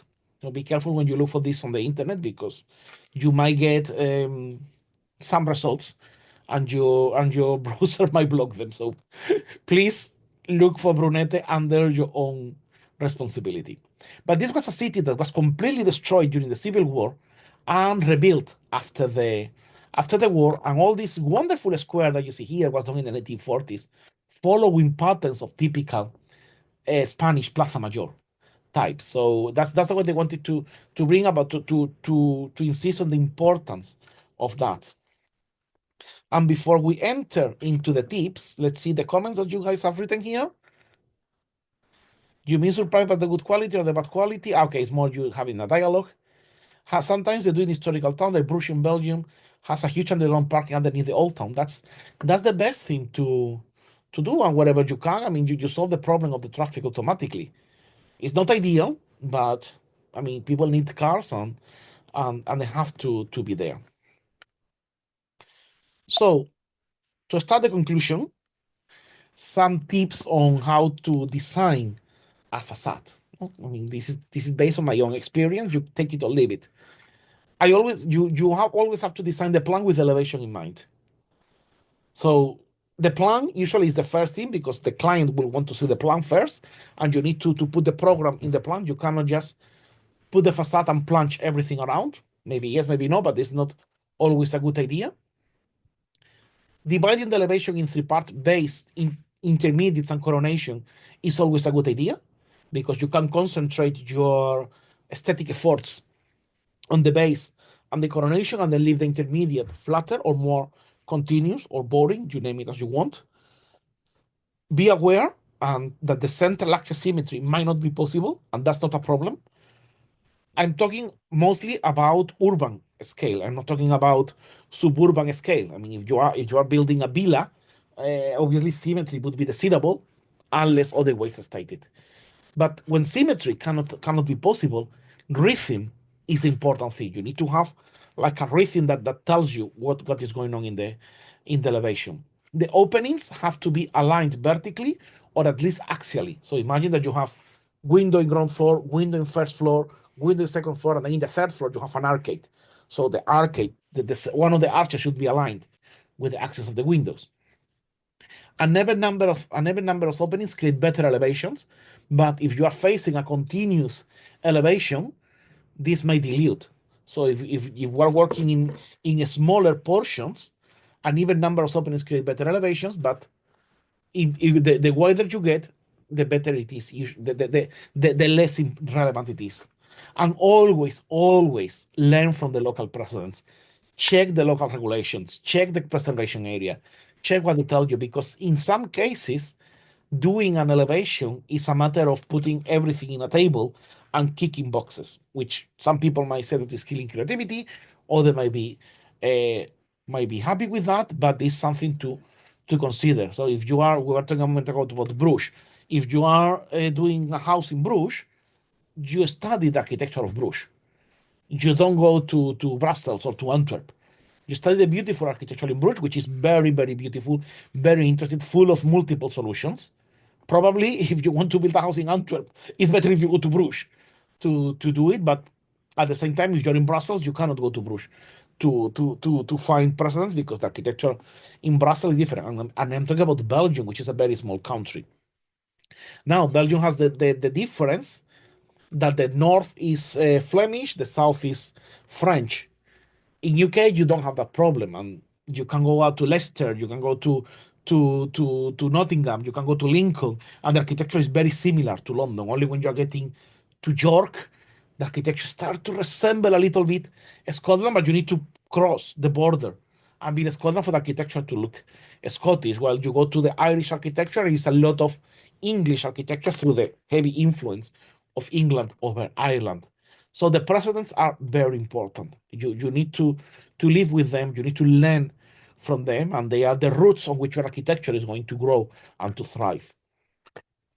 And on that line of learning from the precedents, I wanted to bring a couple of graphics. They are not mine. They are from these ones are from Robert Cheatham, the classical language, the classical orders of architecture, which I recommend all of you to get. And it's giving some ideas, no? The dominance of the symmetry, the importance of repetition, and the progression of the elements and the hierarchy. No, you have like you concentrate in key points in the intermediate floors, and then you go to the roof and to the floor plan, or different ways of structuring the house. No, either you sit on a pedestal, or you have a rusticated ground floor, or you enter straight away as if it was a pedestal, as if your ground floor was a pedestal, or on top of a pedestal you have elevated entrance. So are different things to consider, and always see how they were adding the attic. Adding the attic is very important because it's giving you one floor more. And when we're talking about giant orders, the attic has the shape, the size of the pedestal above. So that's why it is important to control well the proportions. And in that line, there is this element called design by omission that a lot of people are always talking about, and they're asking, and they don't know what it is, and they think that it's like an arcane science. And I'm bringing here like the 4 steps of a design by omission from Robert Adam Handbook on Classical Architecture. You can have your fully ordered, fully with all the elements that you can imagine in a facade that can be part of classical architecture. You put all of them together with a rusticated base. That's the illustration on the left. Then the second one from the left, we have removed the columns, we have removed the pediment, and we have added an attic with a balustrade. Bear in mind, as you can very clearly see, that behind the pediment there are two little windows, and these windows are now visible. The next stage is eliminate the rustication, eliminate the pedestal with the balustrades, and leave a testimonial attic, which is basically a parapet to protect the windows and to create the gutter. And we eliminate the rustication. We also eliminate the columns either side. Now you see that we have a rusticated arch with two columns on the side. We eliminate that, but we still keep the rusticated voussoirs and the cornice. And in the last stage, we are removing the full cornice, which is just turning into a band. The parapet has become even more simple, and the entrance is now a lintel. It's not anymore an arch; it's a lintel.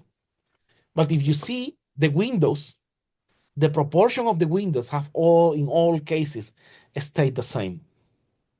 The overall proportion have changed. We have just been removing accessory elements. That doesn't mean that they are removable. That they are, the modern will say, yeah, you see, that's why you don't need them. Well, you still need them because this house to the left is telling you a different story to the house on the right. So that those are the things to consider and the sequence to the sun biometeor. That's why I know that a lot of people struggle. So I thought it will be good to talk about it and bear in mind this lovely sequence of the four designs. No, and the moment you put your order, the order can be eliminated, and the proportions of the order are still virtually there. That's what you need to bear in mind. And then different ways of composing the same elevation. No? We have this plain elevation just with a cornice. You can decide to add two cornices if you are adding three orders, but without adding the orders, you can have a rusticated ground floor and then a first floor and then an arcade. You can go for a giant order. You can go for a very elaborated cornice and then leave the rest. So the possibilities are endless with design by dilation. You have your overall scheme, and then the scheme will fit within a certain order, and that's what will give you all the elements that you need. And then later on, we will talk a little bit about the same thing, but with interiors. Any questions about this before we enter into the next stage?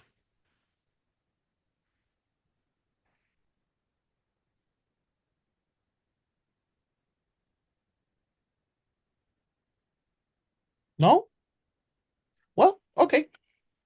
I hope that we have a more lively debate. I mean, it's not.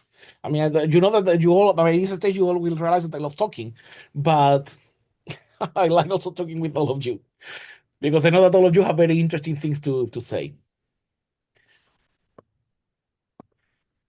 So let's move to the next stage, which is the bibliography. No, you know that this is about giving you tips and resources. Okay, Camilo, what's your question? Yes, Pablo. Sorry, I was wondering if you may know about any book that we could use as an example for like patterns or how you call it, like examples for the design of the facades.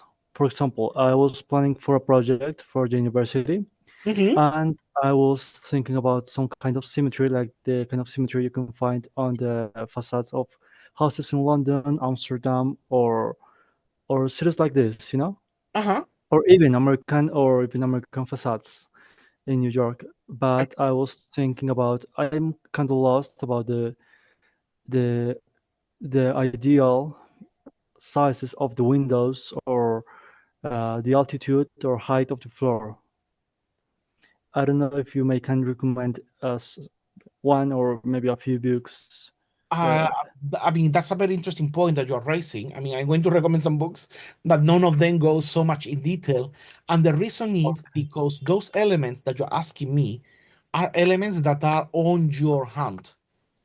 And if they're not in your hand directly, they will be on the client's hand. They will be part of the requirements, or they should be part of the requirements. And in the worst scenario, they will be part of the regulations.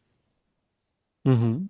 Normally, I mean, you The regulations would tell you, the regulation normally don't tell you which is the maximum height you can put to a floor, but they will tell you what is the minimum, which is normally 2.5. So that's why we get all the flats having 2.5 meters floor to ceiling.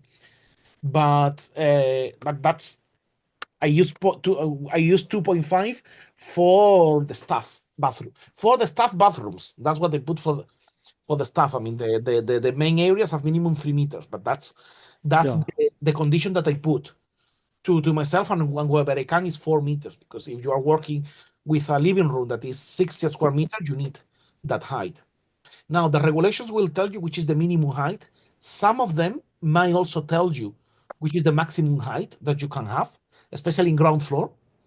They might tell you that, especially to either to enhance the idea of a mezzanine or to prevent having a mezzanine. It depends on what the planners want to do in that area.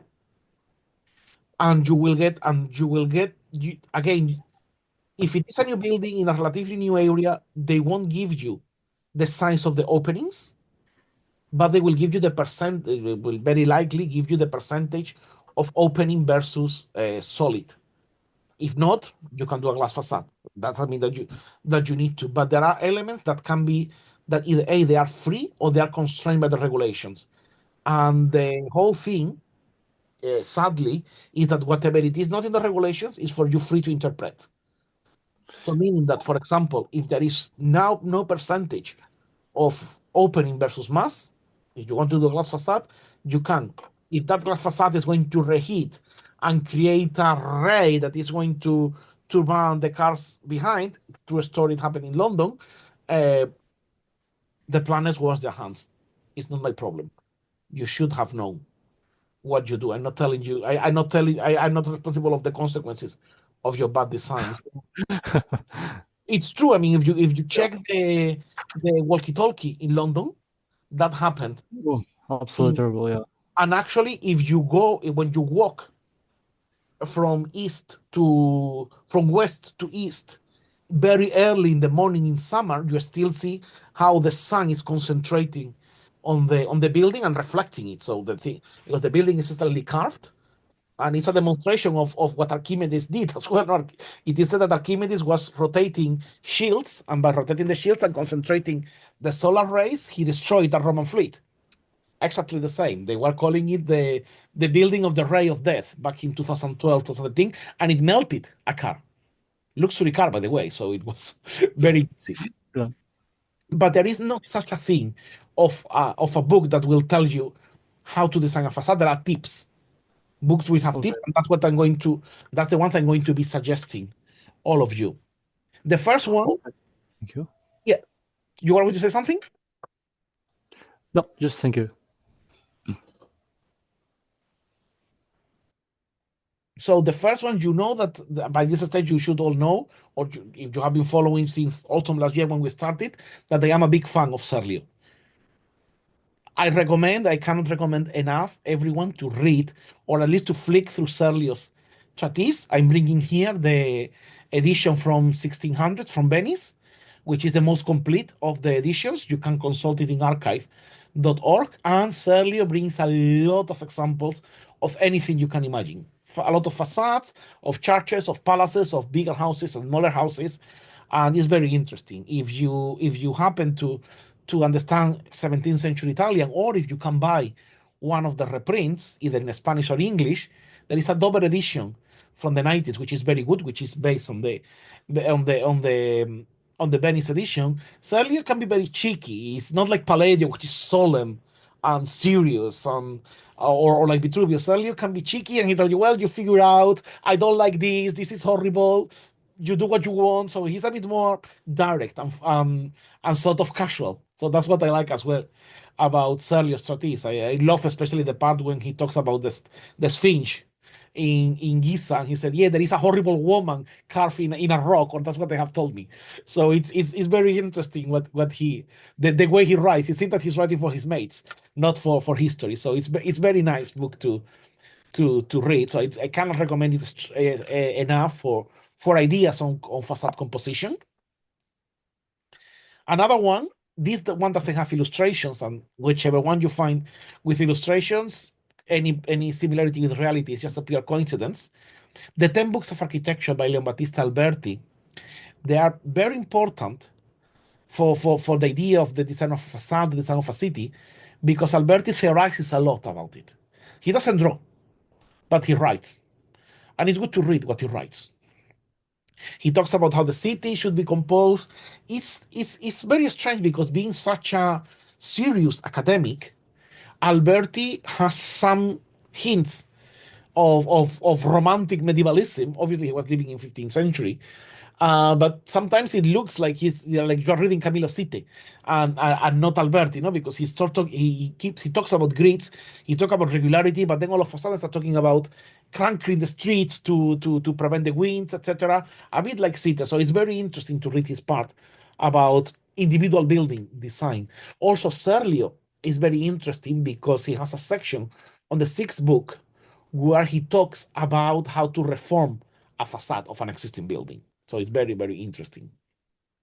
Logier is as well very interesting. I recommend everyone to read Logier.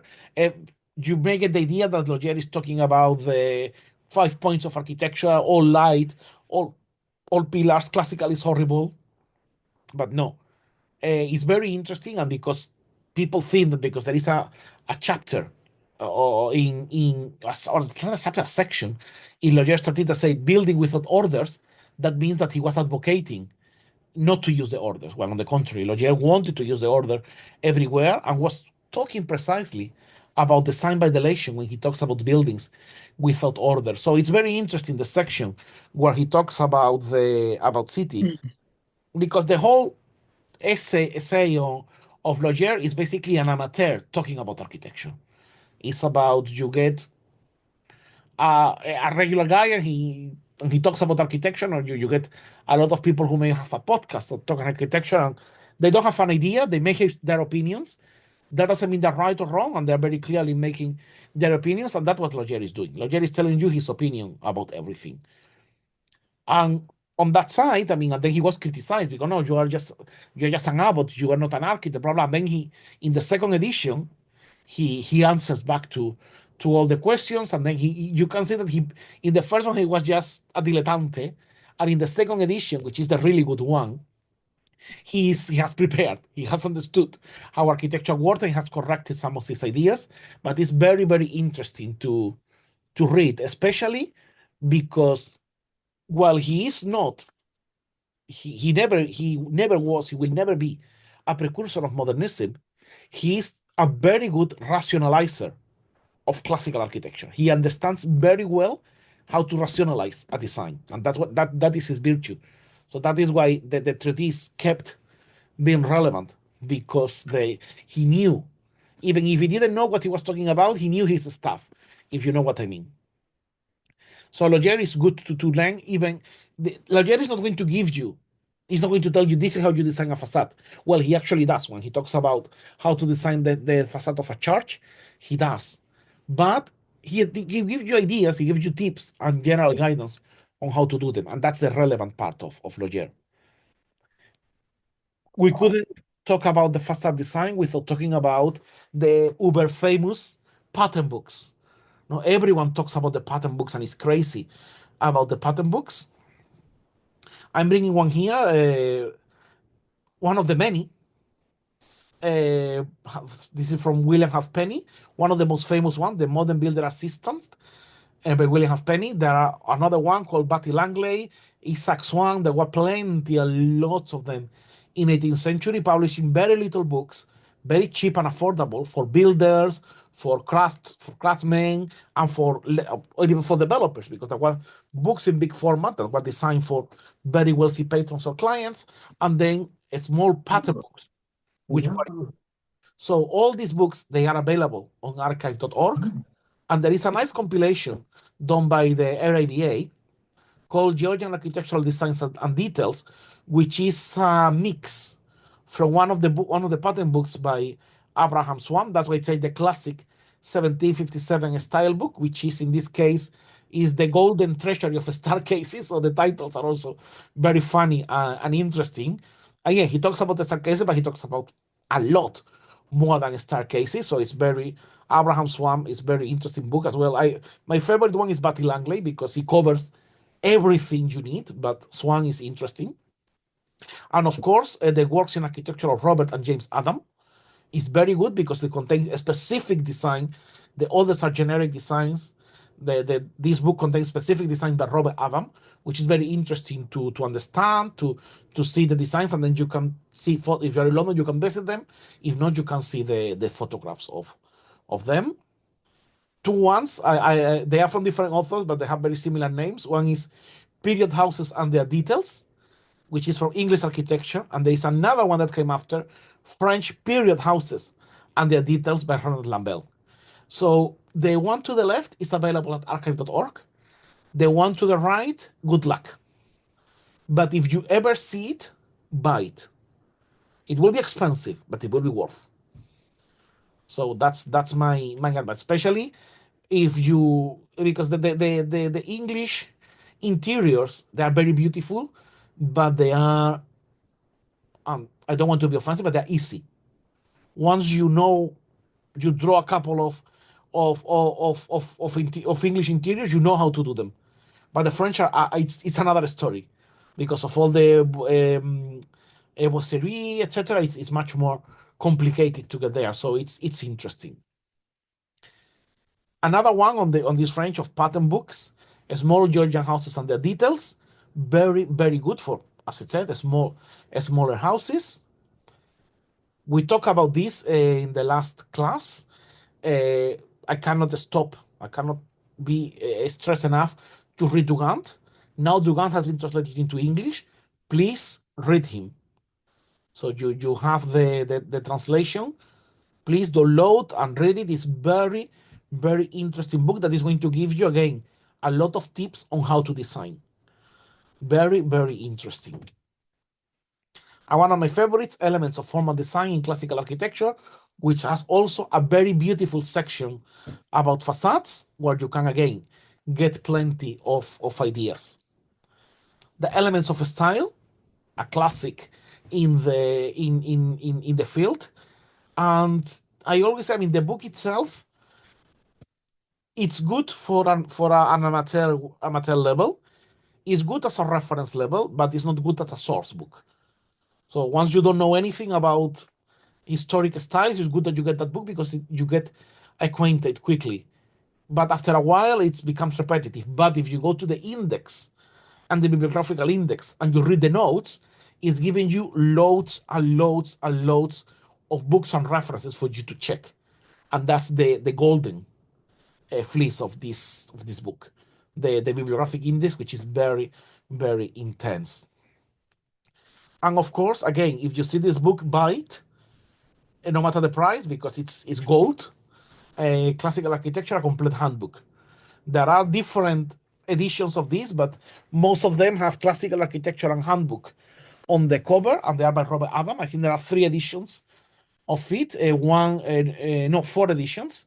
One that has the cover in light blue, two with the cover in black, and one with the cover in brown that is also in Chinese.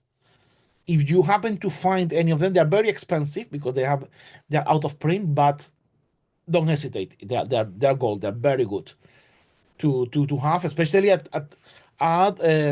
beginners level, beginner to intermediate level.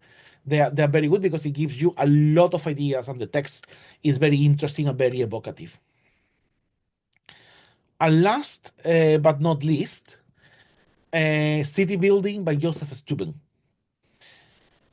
I mean, this book has been recently translated into English. I mean, the book itself was published in 1890 as a series of a bigger manual on architecture, but the student's book on city building has proved to be very, very good because it has aged well.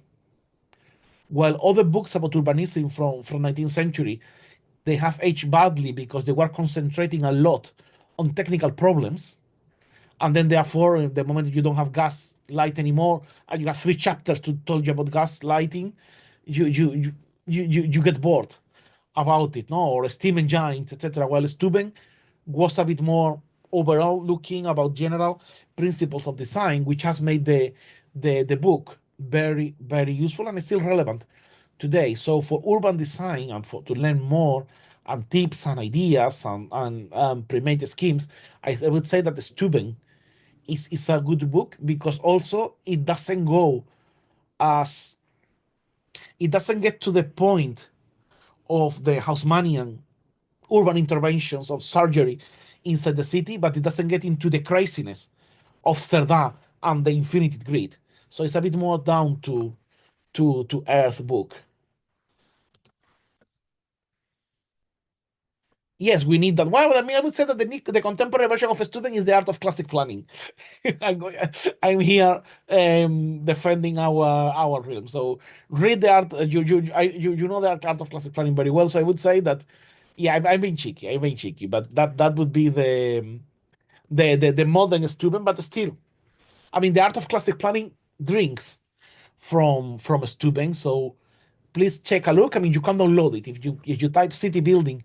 Joseph Steuben is available to download. So it's all up to you. That's true, Bart. I mean, it's something that it should be done because it's a very useful book. I know that there are reprints of the German edition, but they should be reprinted in English because well, printed in English because it was apparently it was translated in 1909, but the author died, and then it just stayed on a shelf in a university library in the States until it disappeared. The other very good one, is the American Vitruvius for city design, but Steuben is more for practical mini interventions. No, the American Vitruvius is still the grandeur, while Steuben is more for the little things. And of course, precedents for facades. We have been talking about that before, and considering the ancientification of Google, I mean, which is the term that they are calling how Google is changing and is changing quite a lot, it's becoming less and less reliable on source for sourcing pictures. And I recommend, and by now, maybe in 3 months, I will tell you don't use Pinterest, but by now, 29th of March 2025, Pinterest is much better source for finding inspiration than Google. Wikipedia, if you know what you're looking for, Wikipedia is better because you go straight away to the source. But Pinterest can be very interesting, especially now that it's bringing you information. Before it was just paintings. Oh, I like this, I like that. Now the people are uploading the images, and the images comes with comments. So Pinterest is very good. Yes, Volke? Hello, Mr. Funes. Would you have a reason for not including Camille Sita's book on city building? Uh, Do you think that's still a relevant resource? Camilo City is an important resource. But first of all, I mean, I haven't included because this was more about facades and about elevations. Okay. And Stuben talks tangentially about elevations. So that's why Stuben is included. Why haven't I? Camilo City is good, but Camilo City is a bit of a romantic, and he gets a bit guided by emotions, and sometimes you might feel that the emotions are guiding the design and not a rationality. It's like, for example, when Camilo Cite, it's start talking and theorizing about the structure of a crankle street, and a zigzag street doesn't have a structure. It was that because of selfishness. Some people took a bit more of a space from the public realm to the house, and maybe other people eventually they decided to recede so that they could have, so that people that could be like a little of a welcoming space in front of the house. Normally, someone from the elite would say, okay, and then I can be in my balcony talking to my servants or to my clients from the balcony, which was something that was done. Clients, not as clients as we know nowadays, but clients as a sort of people dependent on them. And things, for example, like how a church inserts into the urban fabric. Camilo Cite would talk about that. While on the contrary, it's the urban fabric that evolves around the temple, around the church.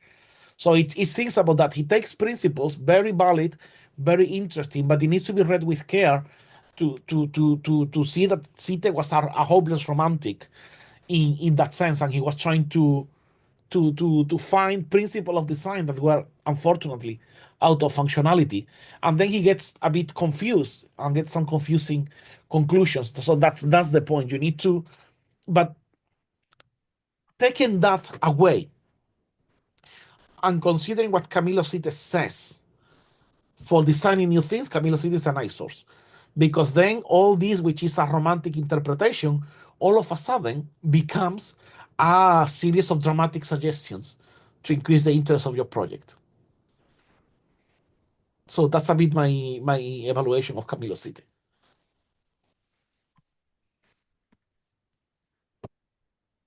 So we have finished the first part of the salon. So thank you very much. My email is here to talk, and now we're coming into the section of announcements, and then we finish with the section of reviews. A quick insights on summer schools. The period to present for La Table Ronde is over, but you still can come to the Beauty and Ugliness in Architecture in Oslo from the 2nd to the 4th of May. You can go to the School of Architecture, the summer school in Romania, and the wonderful workshops that La Table Ronde does in Belgium. Don't miss them; they are the best that you can get.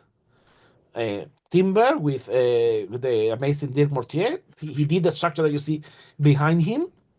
Metalworks, or you still are on time. You still have the last week to admit you for the wonderful summer school on vernacular architecture in Konks. And you have until the 19th of May to present your design for the competition of the traditional house. So visit La Table Ronde to present your design. And much more, as I always say, follow your local chapter of INBOW, subscribe to the Plastic Planning Institute for more information. And before I continue to the left, I don't know, and I'm going to throw this. If Bart and Herman have something to say. Do you want to say something about the competition, or I am speaking too much? Like, yes, Pablo, we could actually announce it. Like, it's not Yes. yet official because we are still on. If not, like, I mean, I just shut up, but I thought that Bart and you wanted to talk about it here. Yeah, thank you so much, Yeah. Pablo. Yeah, just briefly, I guess. Can you hear me?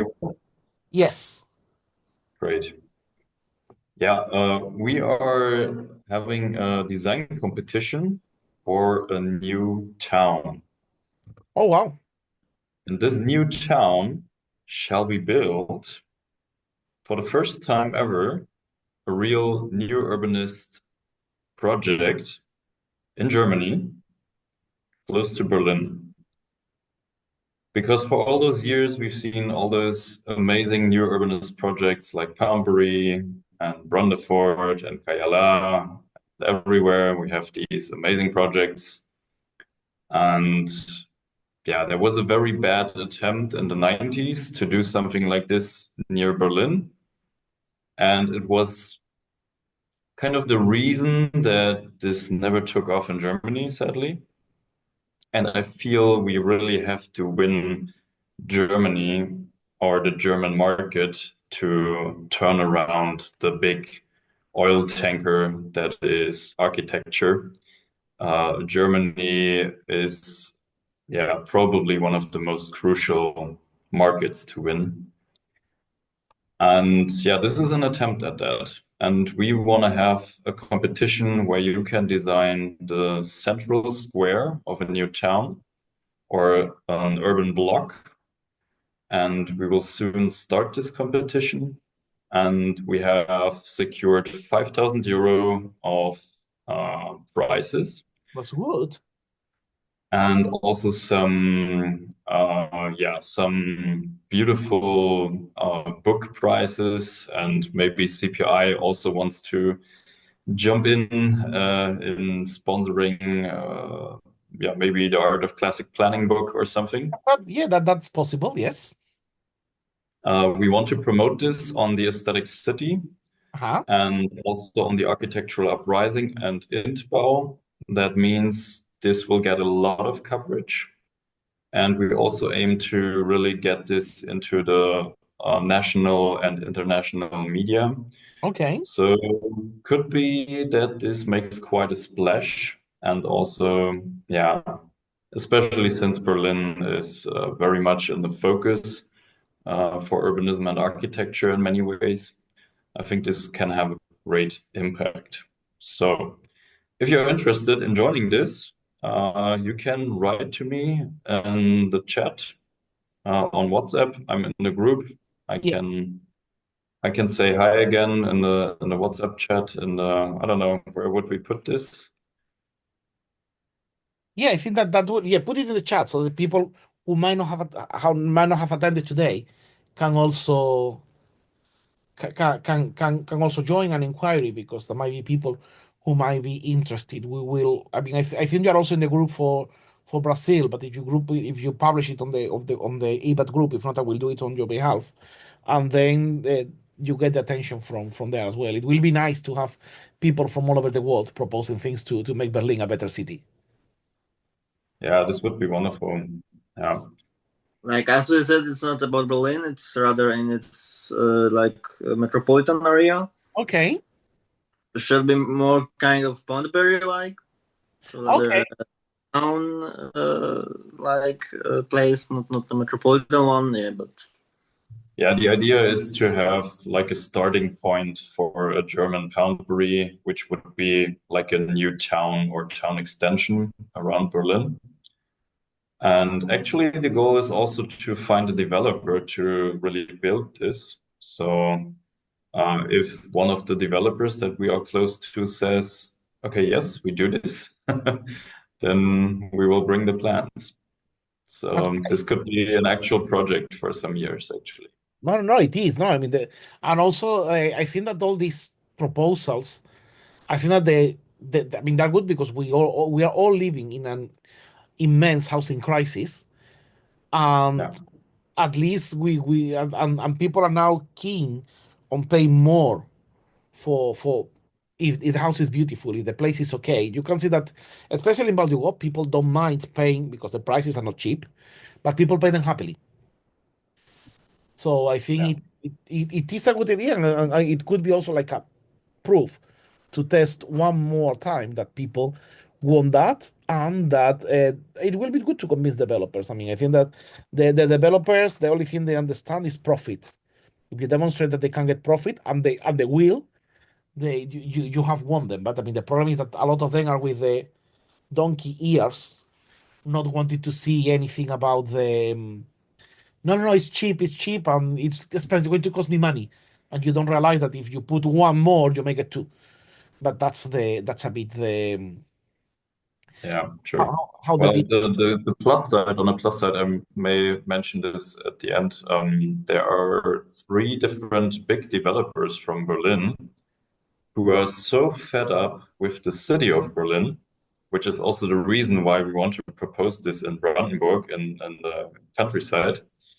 And they said to me, all three of them, we would love to do bigger projects in Brandenburg, in the countryside of Berlin. So yeah, they are up for that, and I guess they will also sponsor something or whatever. I will talk to them. Oh, that will be So good. this will be a lot of fun.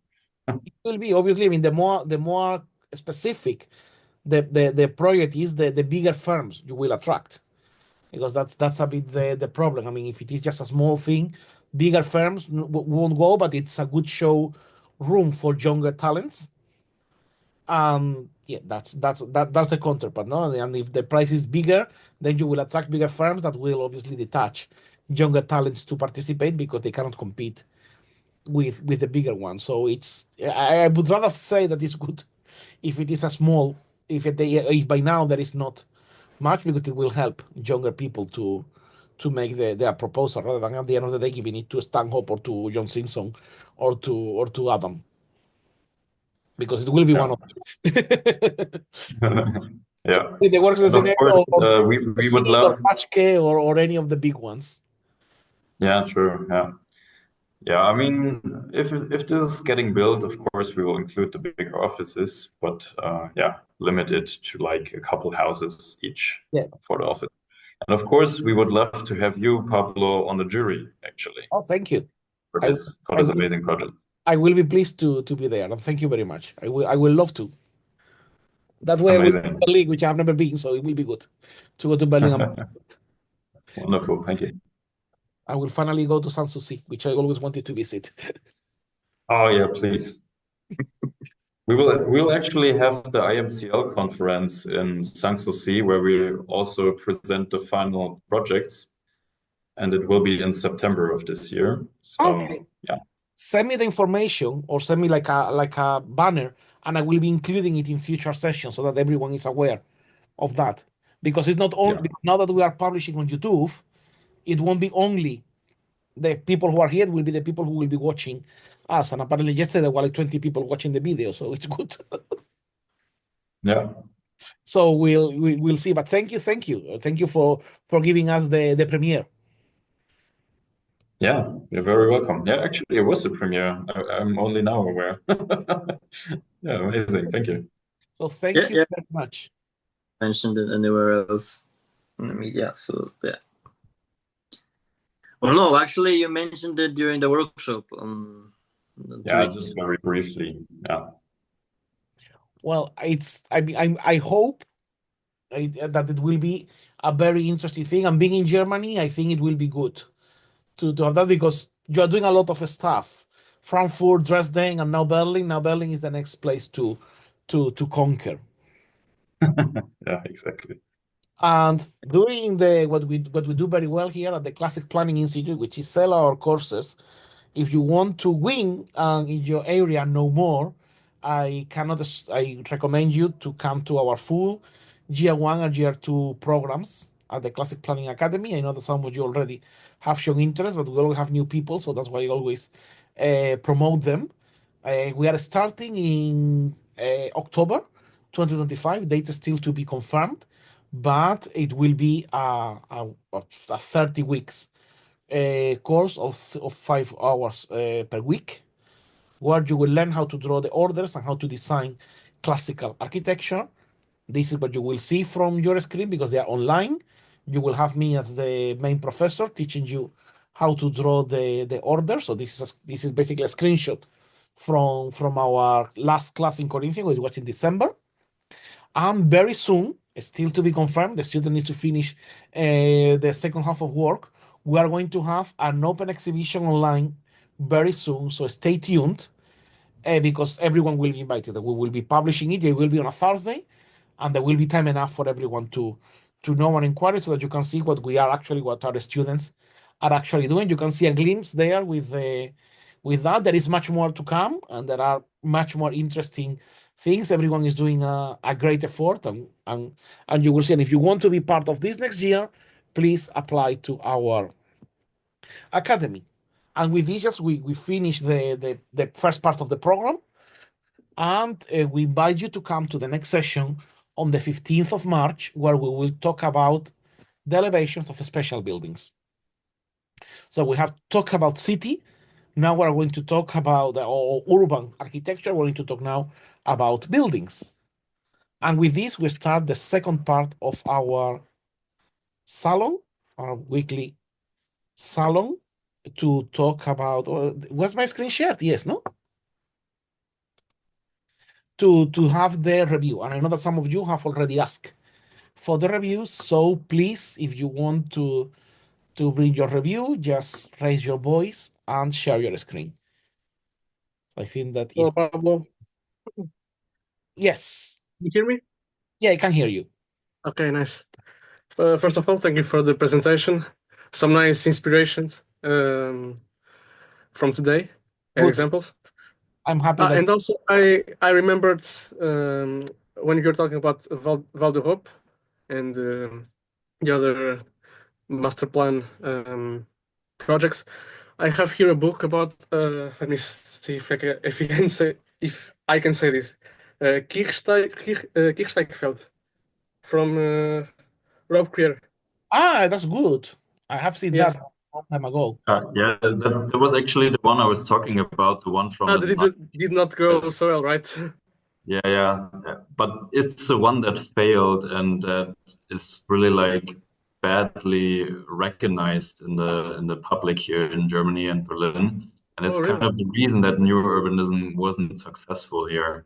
So yeah, that's why we want to make a better example. Yeah, but the book is, I think, is really good because you can see all the thought process and all the iterations and the color, the thought about Oh, color. they had an amazing plan.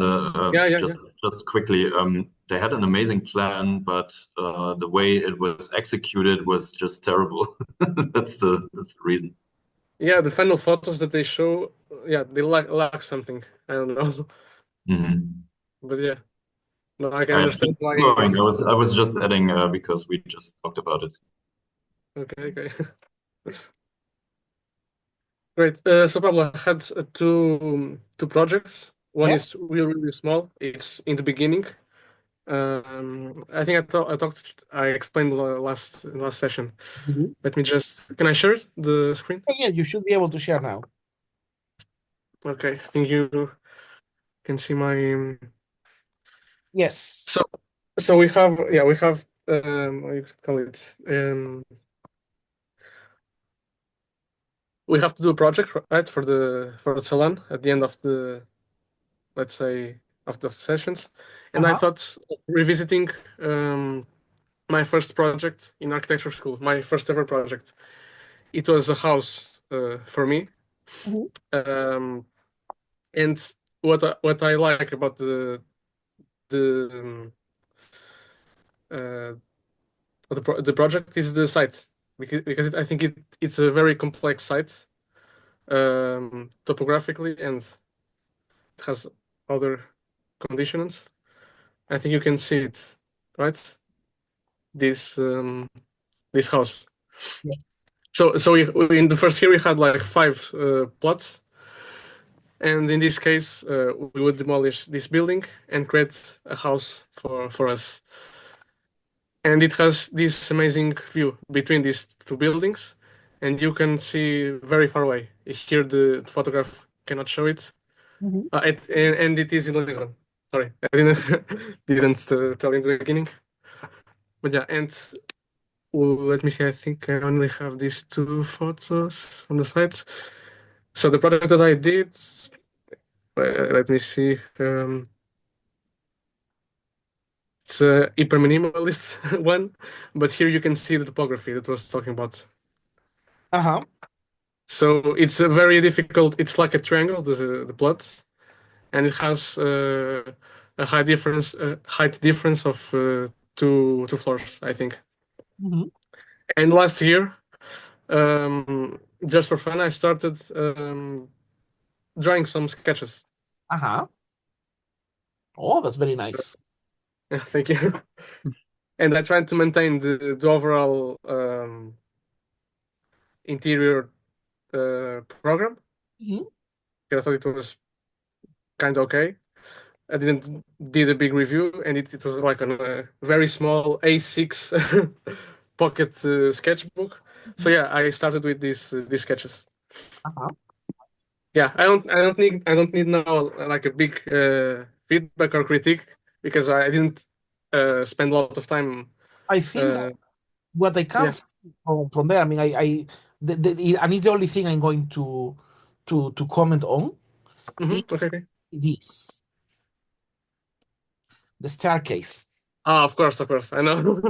That's the only thing I'm going to comment, because the rest is work in progress, looks promising, but you need to think better about the, hmm if you're going to have it outside, it has to be it has to be well justified what you're going to have it outside. Needs to have a lot of presence, and cannot just be, just obviously I know it's work in progress, cannot just be two flights of stairs. Yeah, of course, of course. Better to put it into the inside, or to cover it. Maybe it's something that it can be part of a, oh, sorry, hmm it can be part, imagine that we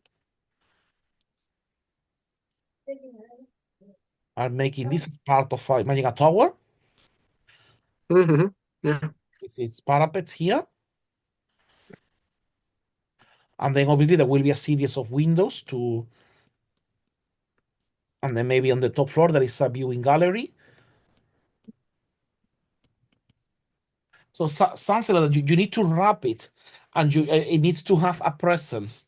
Because if you don't want it to have a presence, just bury it to the inside.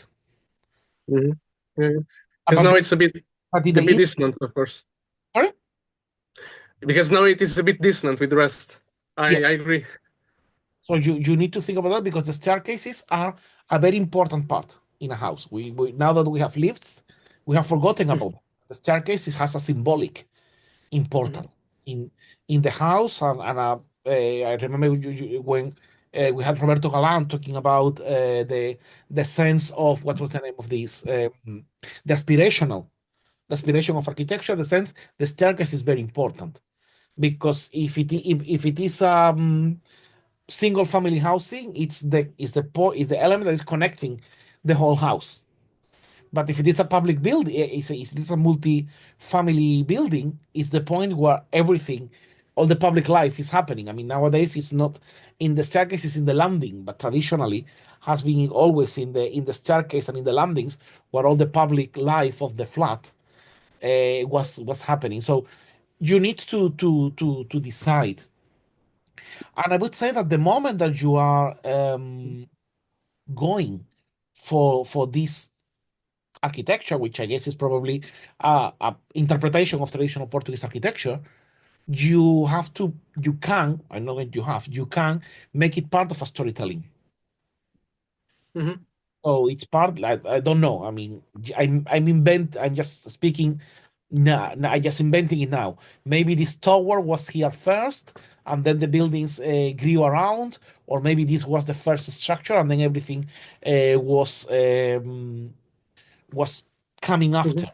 And I think that Bart is making a very good comment about the courtyard, which I believe is this one. No, this is a massive courtyard hidden and buried there. Sorry, a massive. The I didn't courtyard, get. it's a courtyard. Yeah, yeah. It's yeah. It's similar with what I've shown in the model. Yeah. So it's quite interesting.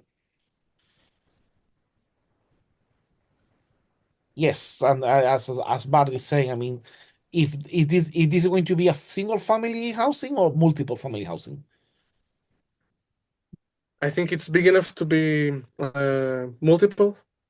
then you need to create a sort of communal space, Hmm. taking into consideration that I mean, I'm adding just some vegetation just to make it prettier, but maybe this thing at the back is not the best place to have the courtyard.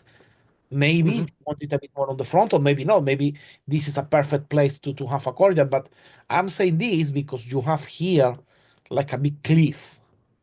Yeah, of course, of course. Hmm. The moment you are entering into the courtyard, what you are seeing is just like all the terrain on top because you have 3 stories. So you are feeling that you're going to be inside a hole. Hmm. Hmm. Well, maybe Yeah, push the building into this direction and leaving here like a functional courtyard and making the building. So let's say that in plan, to me, the plot is looking something like this. yeah, yeah. That's it. So I would say that what you have now is you have your building doing something like this. And then we have the staircase here. What I am Hmm. guessing is that we get you push this back, you leave here the 3 meters or 3 to 5 meters just as a functional courtyard. Hmm. You make this thick enough to Oops, sorry. Yeah, don't worry, I will shut them in the yeah. group Thanks. enough so that you can have direct ventilation, and then you make the building like this, and then all becomes an outer courtyard. That's one option. Hmm. Another Yeah, option, I don't know. How I got there actually. It was like 8 years ago. I know. Yeah, it makes Another sense. option It makes sense, of course. be doing this, but again, I mean, if this is going to generate another cliff, don't. So I would say that the best option would still be this one in red. Hmm. So that's what I would say that it's the best choice. Okay. Without knowing much of the Uh, project, no, without knowing much. Sorry, I didn't. Without I knowing didn't. much more about the project and about the site, that would be my suggestion. Okay, okay. Oh, and you're talking about the story that I could tell, and I was thinking that the main story, or the main theme, is like that middle spot that has the best view. I think that's the something that can be emphasized in the building, Uh-huh. probably. Yeah. That, but you need to make it. You know, it's not just a CCI one. It's just make Yeah. a this was initially a farm and then it grew and then they was banned. So you need to invent a whole story, a whole shebang for for the site. Hmm. Okay, so yeah, I think it's doable, right? Looks very promising. Looks very promising. I would love to see more in due course. Let's see how it progresses.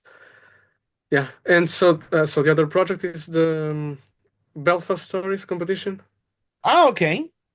Yeah, so this is my proposal. Yeah, you've already seen it, right? Yes.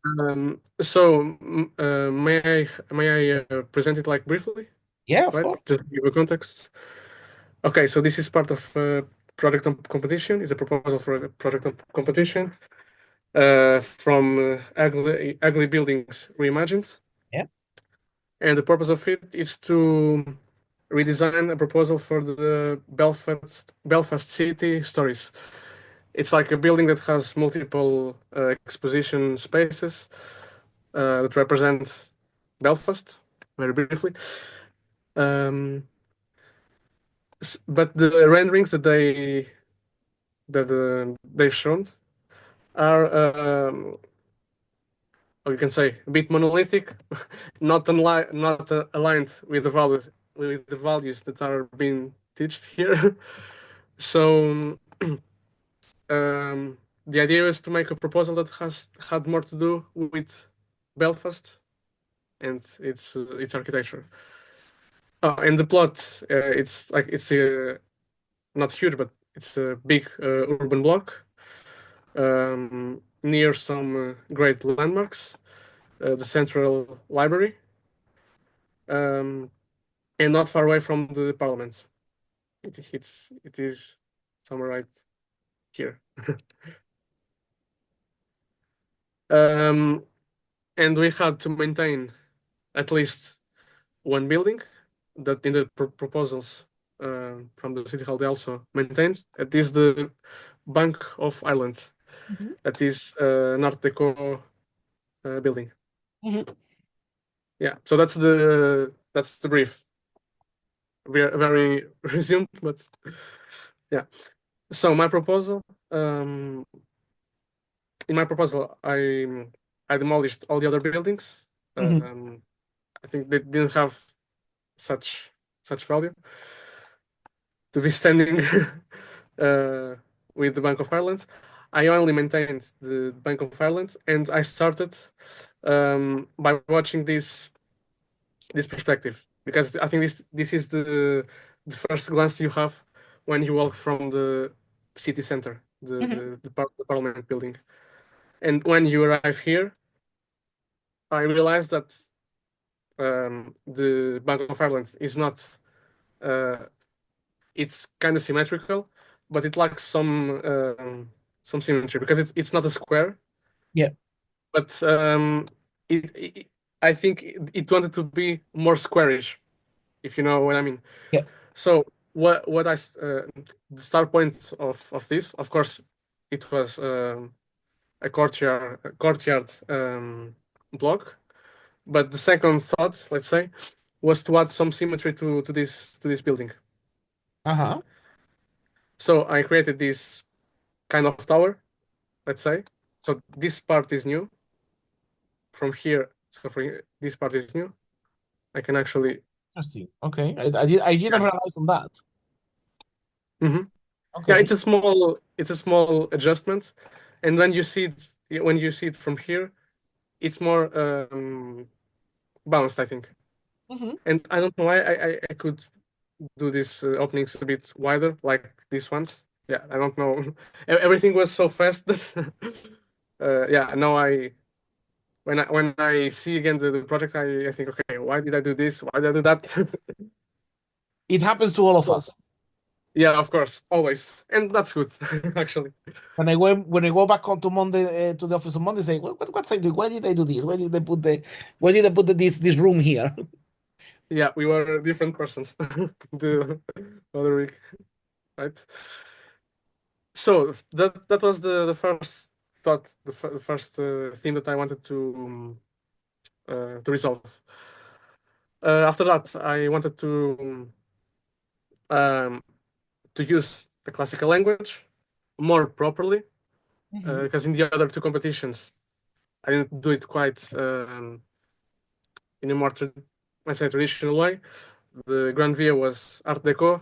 Yeah. So let's say I had more freedom, but now being in this, having attended these lessons, these sessions, I wanted to give a try and design with some classical language.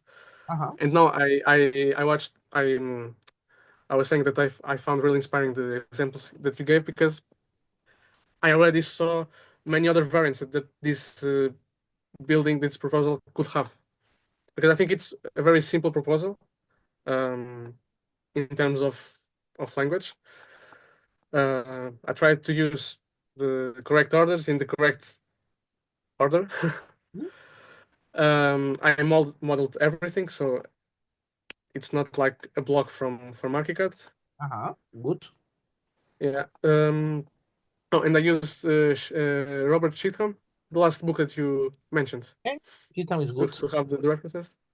And I wanted to use a coherent language in all of the buildings, and having, of course, some variation. I wanted to have more variation, but at the last minute, it was like I had some hours to finish, so this part went symmetrical with this one. And also I had this idea of symmetry in the beginning. Um, so as I told before, I wanted this white building to be symmetrical, and also this this group of buildings and this group of buildings to have some kind of symmetry. So you see that Yeah. the colors of the ground floor repeat in the streets. And let's say, what can I say more? You have a main entrance that has some human scaled elements. I think hexagonal. Yeah, right.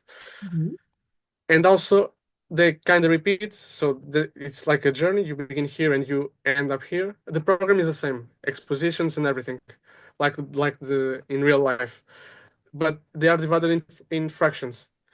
But in the inside, it's not designed, but the inside should be connected. And in the future, if not needed, it can be again fractioned. Okay. I think. Yeah. So yeah, and the other main characteristic of the proposal is this focal point, the tower, that serves like a panoramic Yeah. veranda. And I wanted to put it not in the corner, but in the inside. So when you visit this complex, you want to go inside to see where it starts. It's like a rainbow, you see. Not the best analogy, but something like that. Yeah. Yeah. And also the corners, mainly this one, I wanted to relate more with the landmarks here, the central library. Okay, it's not designed, and they are a bit more robust and solid. And also this one. And let me see if I forgot something. Oh, and the in-betweens a bit more open because of the nature of the building, of the complex. Okay. And to finish the presentation, I wanted to have another focal element in the second entrance. This, let's say, steel and glass tunnel. That I think it was like last thing that I designed in the project. And maybe I can also show you really briefly the design process. May I? Yes, I think please. it's good to see some, not only some ArchiCAD drawings. Sorry. Yeah, this one. Not this one. Sorry. The process. Yeah.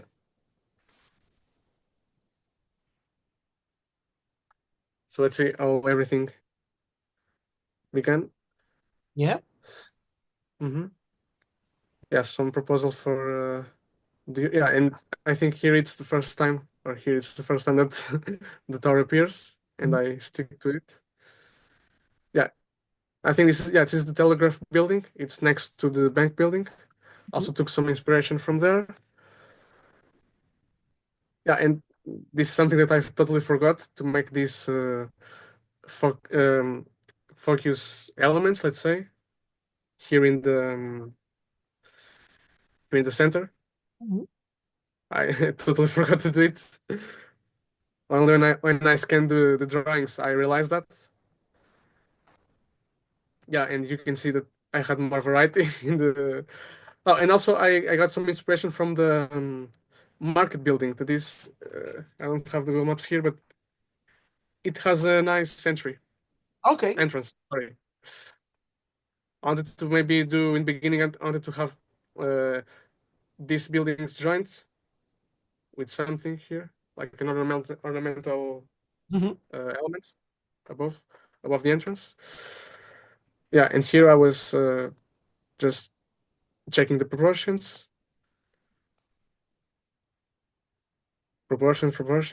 and yeah, the last thing was the outreach, and that's it. Yeah, thanks. You are very welcome, and thank you for this insightful um A bit chaotic, sorry, session. but I think it Um, was understandable. Mhm. I think that I'm going before I start, Francisco Fabian asked a question. Why not replicating the original tower from the other side? So meaning that why didn't Hmm. you do the tower? Why didn't you just mirror the tower? Yeah, I wanted to. Sorry, one of the first thoughts that I had was to do a 100% replica, but I wanted to add. I think maybe it's like my modernist mindset to add a little bit something, you know, because in the beginning this was going probably to be this Art Deco building was going to invade a bit more of the other blocks. So I don't know if it's like a reminiscence of that Yeah, initial thought, or it is something that is more like in my thought process, like in from what I learned at school, that I cannot yet um break the you say the relation. Um, but yeah, but I wanted, and in the drawings that I showed you, I think I had some proposal for that small tower yeah. to have like a pyramidal roof or something else, um, just to mark like a beginning of the new building, but not falling so much apart. Yeah, that's it. Okay. Now my turn. Yeah, sorry. So I would say let's start with this site. Do you want me to show you the elevation? Yes, please. Okay, so yeah, this one. Okay. Okay, so let's start from the right. Hmm. I would say, I mean, when you wanted to replicate the tower, and I think that you miss an opportunity. It's it's missing an opportunity doesn't mean it's good or bad, but I would have put the door here because the elevation, the other side, Hmm. the tower Yeah, it has has the a door. door. It might have been interesting to have a door here to give access to the to these buildings. Hmm. Maybe that's That's a bit one comment. We were talking about stacking the orders, but when I see the pilasters, these are not. You have very clearly a very Doric below. This doesn't look like Ionic at all. It was looking more like a Tuscan. Yeah, it's I did a more like simplified design because I thought this was like brick.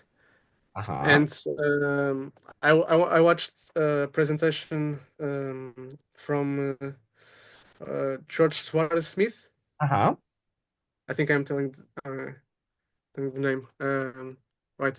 Um, and he had like it's a presentation that's the name is New Light on Orders, and he showed some examples of Indians of buildings that he designed, and he had like some brick orders Yeah. that were a bit simplified because of the material.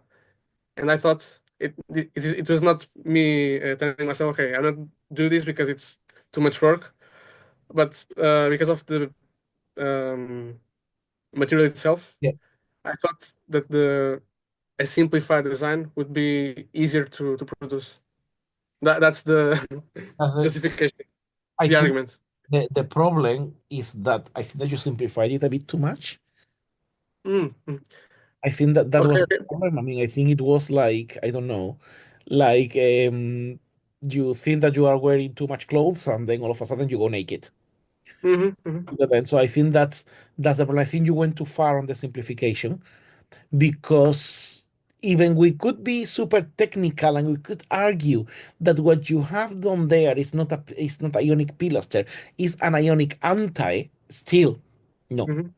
So I would Okay, say okay. that you have now two options. You could have two options. You could either A, work on a simplified version of the ionic capital, but still with something remotely looking like a volute, which you can achieve on break, on terracotta, Hmm. or maybe we were talking a moment ago about the design by omission. You keep the whole proportion as if you were doing an ionic order, but then omit Hmm. the columns, Okay, okay. or maybe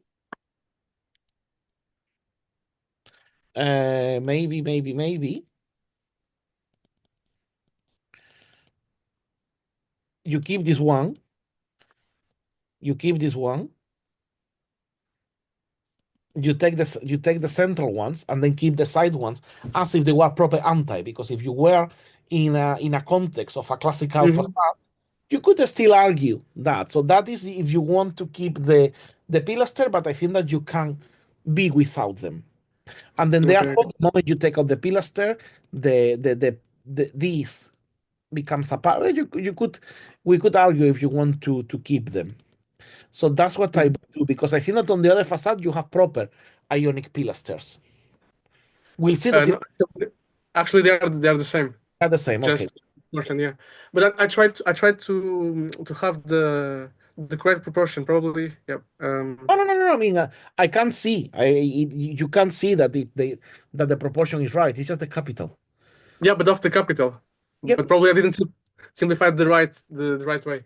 I know, but I mean that's what I say. I mean, the proportion is there, everything is there. Like I can't see that. It's the thing is that it's like coming back to the metaphor of being naked. No, it's like you Hmm. take out clothes and then you take underwear, and then you just to be like that, you just take out underwear and just Hmm. stay fully naked. So that's the thing. So to get to that extreme, you just stay fully naked. You cannot don't be prudish at that point.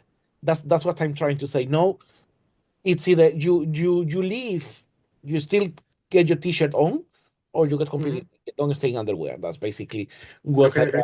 what I am saying. So I think that you need to do one step back, try to find how they do ionic capitals in terracotta because you can find them, and see Hmm. how they simplify them. Because I have seen and see the I think that Salman Smith, he has the simplification. He has this beautiful pool house in brick where he simplified the orders, but with the Ionic it's a bit more complicated. So you could what you could do on a third option, which it wouldn't work for this, but it's for you to bear in mind.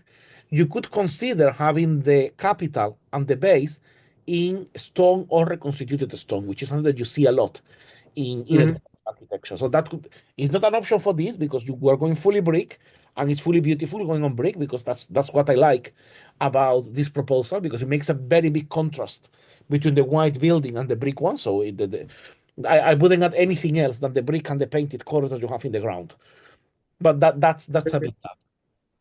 Yeah, something that is very challenging is knowing that there are many options, but not knowing them, or not knowing how to properly use them.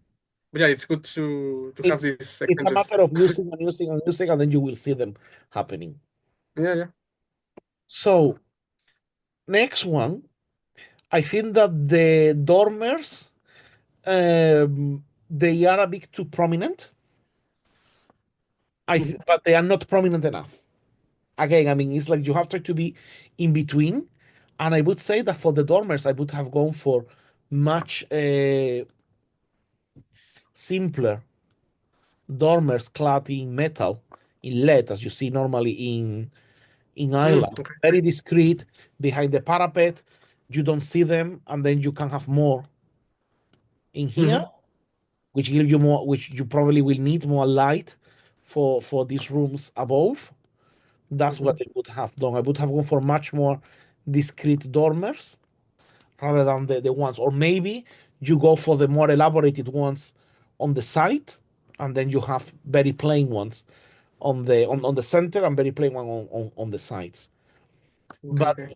if you go for more prominent, I would say that you go for something that maybe also can even incorporate the three of them, no, like something like this, and then you go a bit wilder.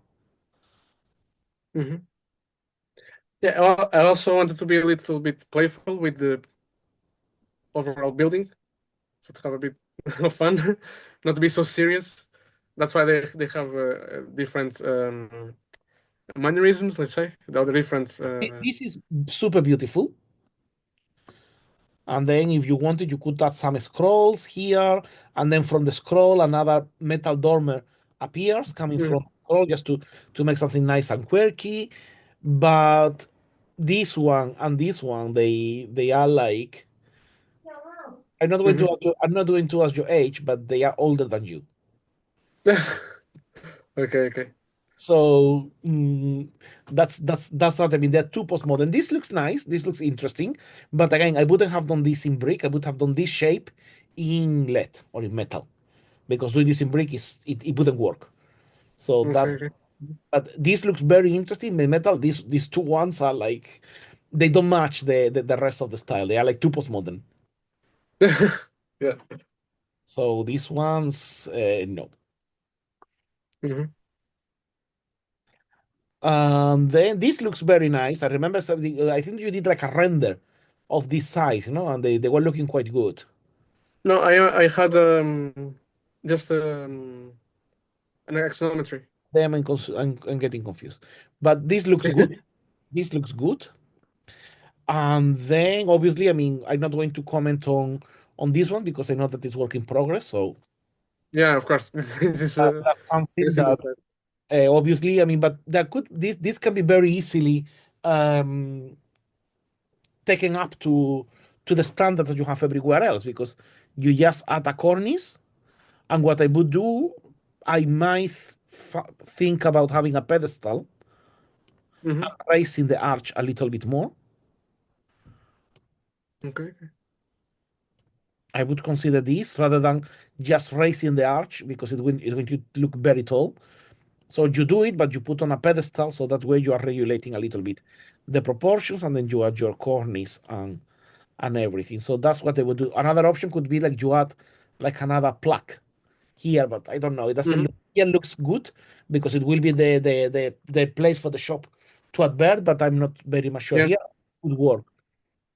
And then here Hmm. is it's the same. You just add your this, and then you add your parapet, and then you add another cornice, and then we make this, etc. Thank you very much. Bye. So I think that on that sense is just work in progress. Hmm. Hmm. But yeah, that's a bit the idea. Let's see the other one. Okay. Oh, and here is the The elevation, by the way. perspective. Oh, yeah, I remember the perspective. It's very interesting because you are creating a very nice courtyard inside, and there is things like, come on, you have these arcades here that are amazing. So Yeah. that will be good to see how all that engages. Obviously, doing a section through here would have been interesting, but that in due course. Let's see the elevation on the side. Let me just adjust here. I think, yeah. Yeah, perfect. I quite like that here you have put arches, so they are different from each Mhm. other. Here you wanted to add a Corinthian. We will talk a little bit about that in a moment. But because you have here two options, either A, you go for the option we said there, you eliminate everything. But here you have put yourself in a small problem. Why? Because you have put arches on the second level. So that means that if you were to remove these pilasters, the arches would look much chunkier and heavier than the arches below. Yeah. So then in Mhm. here you need to keep everything because obviously it's much nicer and elaborate, and then you will need to develop your capital to look like a proper brick ionic capital. And then Okay, I think I didn't understand quite well the last part, sorry. That you're telling about what I mean is that in this case, while in the other one, in the other elevation, I was encouraging you to remove the pilasters and do mhm. ventilation. In here you can't because you have the arches. Yeah, okay. Imagine that you remove the arches, then it will look much chunkier than the Mhm. level. Mhm.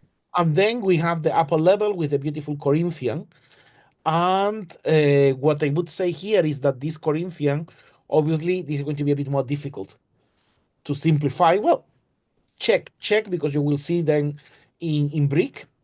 We had Yeah, do you one. have any example that you remember? Well, actually, if you check the Orre Pagatiana that I was showing you at the beginning, you have that. If not, just type Corinthian capital terracotta. Okay. Mhm. You will find them. But and it's something that you buy. I mean, but this capital you could have perfectly simplified it to do something like this with a little molding on top and then the neck. Mhm. Not ideal, but this could have worked as a hyper simplified capital. Well, with the ionic, you need to put a volute. Mhm. So with the that's a bit the problem. No, Corinthian you can simplify to look a bit like an inverted bell. We would be okay with that. Well, the ionic needs to have a volute, even if the volute is something like this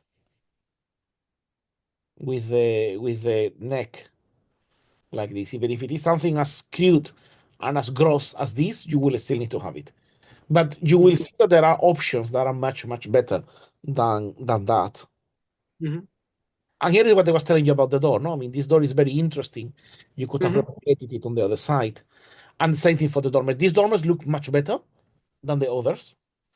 But what I would say is like keep them, but they would have to be a bit more decorated, a little bit more of Mhm. essence into it, maybe a little bit of a scroll or a connection, and then maybe you add here in the background like a couple of them more in metal.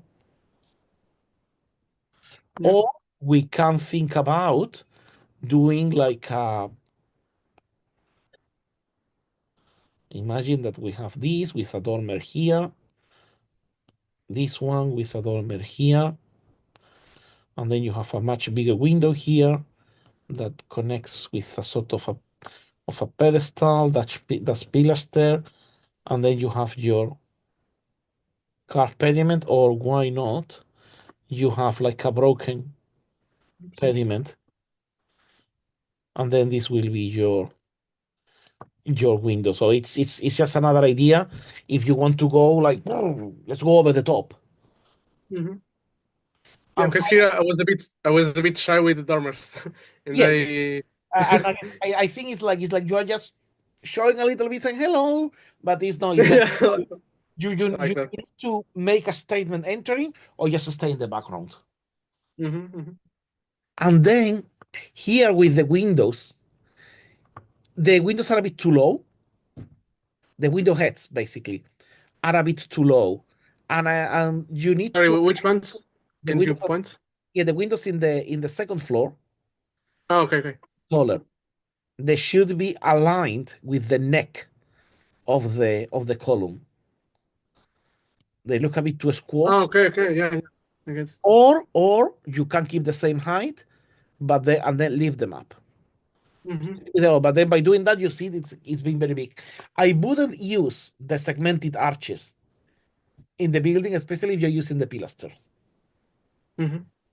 So the segmented arch, I would use the segmented arch on the other elevations if you want without the pilaster. But here, if you're putting the pilasters, don't do the segmented arch. Okay. Because it's too gross for the delicacy of the pilaster. And the segmented arch is too functional.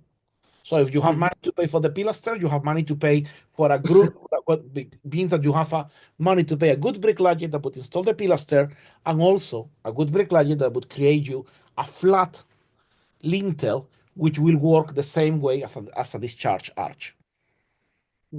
Okay. So that's a bit the thing. But other than that, well done. Carry on. I mean, I'm looking forward to see which is going to be your next project that you're going to bring. But thank you for bringing Thank you it. very much. I think it helps everyone to bring the projects, and I mean, everyone learns from everyone else. Of course. Thank you very much. Very welcome. I think we have someone else. Are you there? Yeah. Are you there? Manifest yourself if you are there. You wanted to have a review. Yes, Paul, I would like to have one. Camilo, or who is? Yes.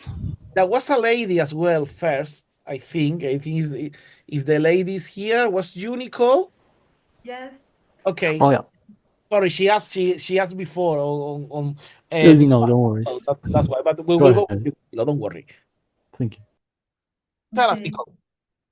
Can I share? Yes, please. Okay. Are you seeing? Yes. This is the project.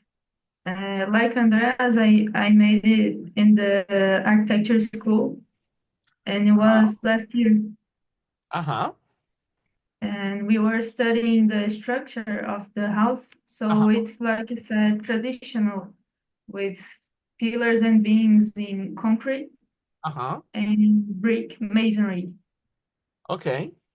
And it is located in Laguna, in south of Brazil.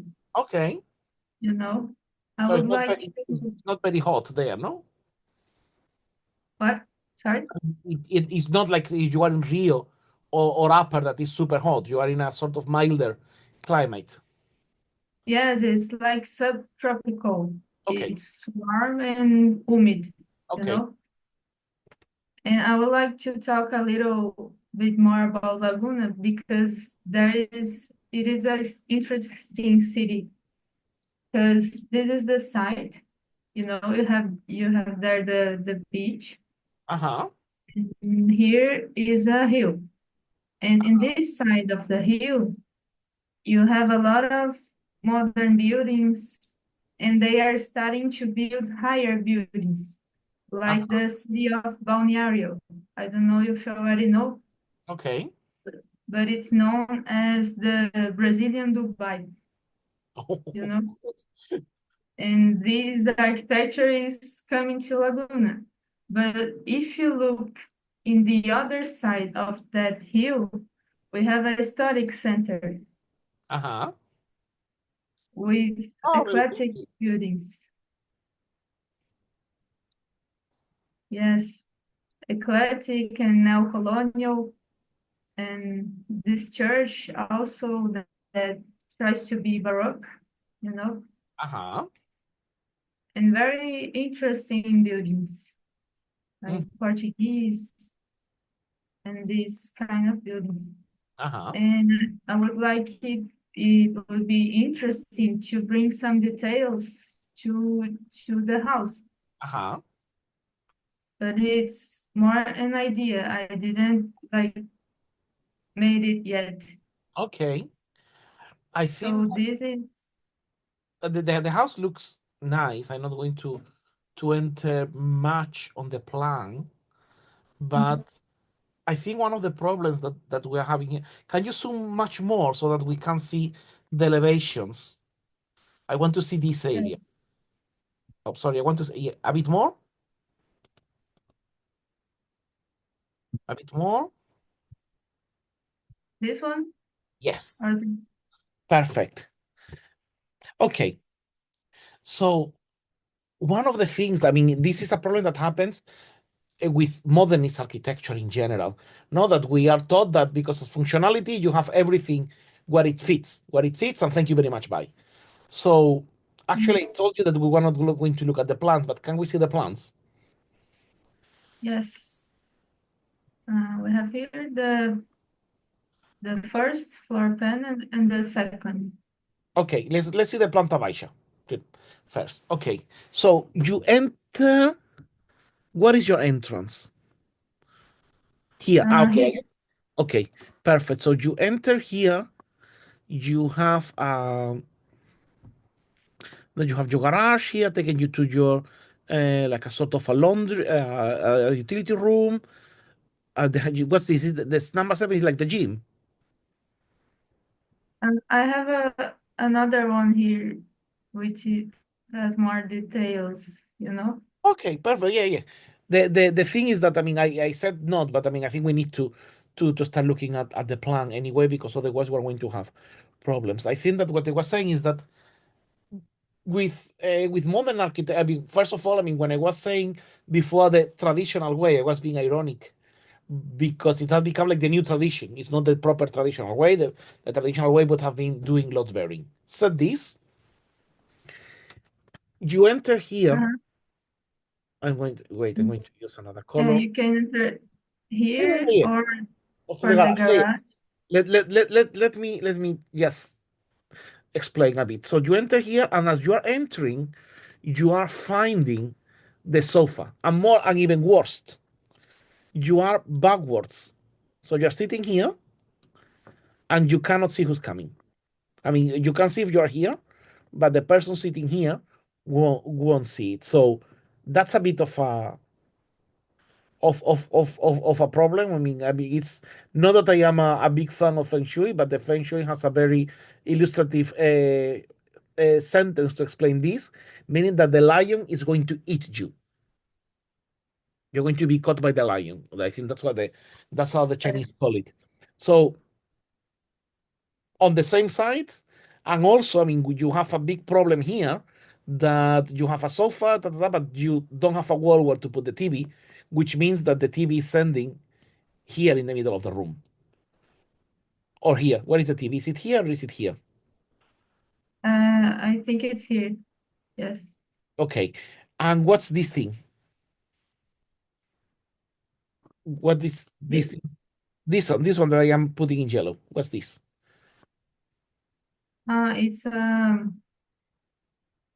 it's like when you where you put your glasses and Okay, perfect. Okay, so what and then you have two steps to go down the kitchen, which is a perfect recipe for accidents. So I would first one of the first thing I would try to avoid is having these steps. Don't Mhm, have them because it's a hazard. And they're very close. You're very close to the sofa. Don't have them. Have a continuous space here because this is accidents. Have the steps to go out. No, because you go down and then you go down, so that means that you don't need that this area being at lower level, you don't need to have it. Also, it's going to rain and the water is going to enter there. So no. mhm, So and then we need to find a way of making this work better. Why? Because you're going to be sitting here and you're going to have people coming in and out of the lavabo and you're going to see them. mhm, So one thing that I would suggest you to do is that we have a really big space here that doesn't have any use at all. It's a total waste of space. mhm. What to do there? I don't know. I think it will be you who will need to try to find a solution. Maybe you put some joinery, maybe you put some cupboards, but you should also have like a barrier here and a sort of door at some point. Obviously needs to be aligned, but you will need to have a door here to take you this. And then maybe that, because also, I mean, what I see that the dispenser should be connected with the kitchen, which means that Mhm. then I would put a wall here and then an access to the kitchen through here. Mhm. Yes. That assuming you want to keep the star, the jantar, and the cocina integrado, that's up to you. Then this door a bit it is here like a little bit like entering and just jumping onto it. So I would close this one and would enter Mhm. through here. Yes. And then why am I saying that? Because then you put here and here, you put a couple of consoles. Mhm. And then Nice. maybe you put like and you can put here like a big cupboard for something, and then you have the lavabo there, and then you can have like another thing here, or even you can give this like an anteroom to the escritorio, so that way you open the door here, you have like a shelf for things in the Mhm. escritorio, and then you enter. Because at the same time, you have more wasted space here. You should have a big joinery unit here behind to put some shelving. Now we enter into the escritorio. You have one sliding door almost touching the pillar, and then one window. You don't Mhm. need Sure. Yes. you don't need both. Don't move it, because otherwise you will lose the Sorry, sorry. don't move the Forgot that. mouse, because otherwise we're going to lose the plan. Try not to move it anyway. So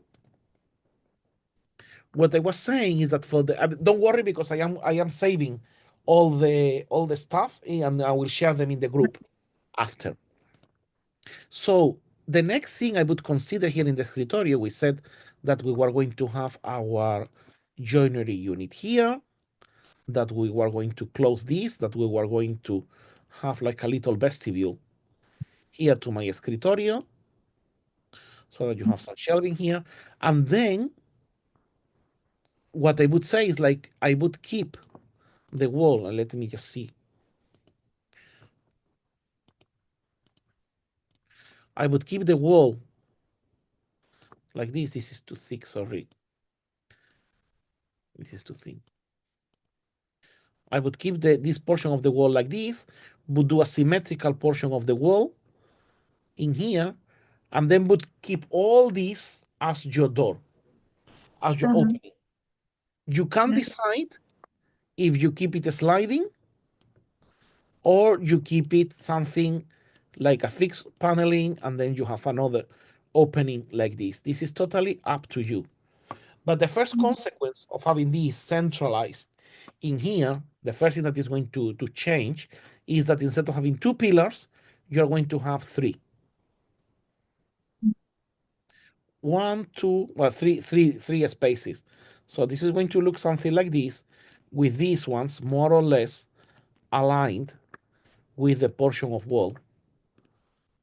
Mhm. So that Right. way you are creating a sort of a more classical composition, because when you have the beam in the center, that doesn't work. So that's one of the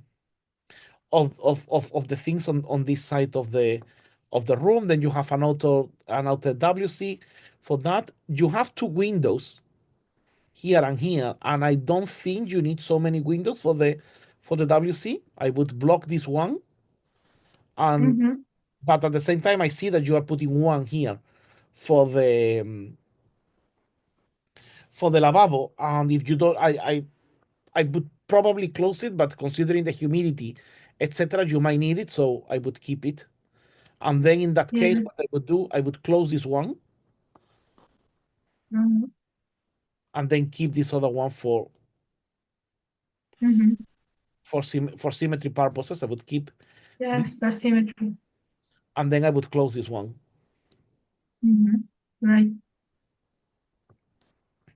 So that's on one side. Then we said that we were going to close this. We were going to connect this Yes. with this. We were going to remove all this, and then yeah, we were going to add a wall here Mhm. with a double door, probably, or a single door taking me to the Star Integrado. And then you need to start thinking. I guess that the views are here. And here there are views, but not so important views. So what I would do is I would ensure that a big portion of wall, maybe even up to this, or even better, Mhm. something like this is fixed, is blocked. Why? Because you need to have your TV attached. You cannot be wasting space having a circulation behind the TV. It needs to be something like this so that you actually have a proper circulation space. You have a little bit of a space behind the door, and then you have this, and then maybe that might allow you to have the triple seating here. Yes. Then instead of having two sofas, you have two armchairs. Mhm. What is this creating? It's creating an axis, and when you are here, you can see who's coming, and you can see what's happening on the pool. Mhm. Then also, one thing to remember is that when you are doing all this, you need nips, you need architects, you need a space for things to hide and happen. Don't be afraid of putting nips here and there. I mean, I think that and another thing that I would question in the kitchen: do you need the breakfast bar and the dining table? Wouldn't be enough just with the dining table? Sorry? You have here a breakfast bar and then Mm-hmm. the dining Yes. table. Do you need both? Um, no, I don't think so. Okay. I mean, I'm saying this because if you remove these, then you Uh-huh. can move the table a little bit more on this side and then create a storage space here. Mm, right. Yes. And also another thing that I am realizing is that the staircase is here. And this staircase is occupying a great portion of the views. So there is if you want to go upstairs, you need to cross the whole kitchen. So you need to think about other place where to put your staircase. So let's think Mm-hmm. about it. We have all this space that we have talked here. And Mm-hmm. obviously the dispenser needs to be close to the garage so that you just arrive and put the stuff. I would think seriously on having the staircase. We'll have to see what happens in the floor above, but I would consider seriously having the staircase here related with the star, having the kitchen where it is, but swapping the staircase and the dining. Why? Mm-hmm.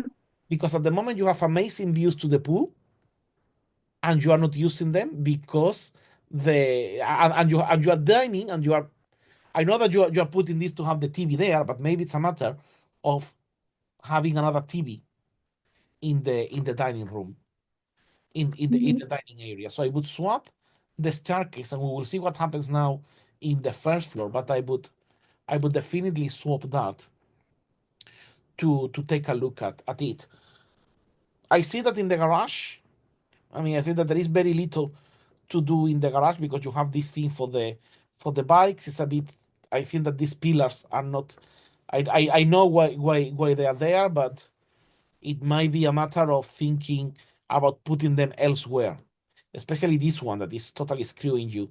The the area. This one can be placed here together with this one, and then all these other pillar can be moved a little back, and then you have just a little of cantilever. But this one, I would consider seriously placing the pillars here and here, even if that has a different structural involvement, or even considering something else. But by now, let's leave it like that. You need to leave a space here for a nip, otherwise it's going to look very small. But you don't need to have such a big wider door. So let's move a little bit to the right on this direction. Mhm. Okay, this is the principal bedroom. Yes. Oh, I see now. I see now why you have put the staircase there. To separate a little, right? Yeah, yeah. Now but the problem is that still you are wise. Okay,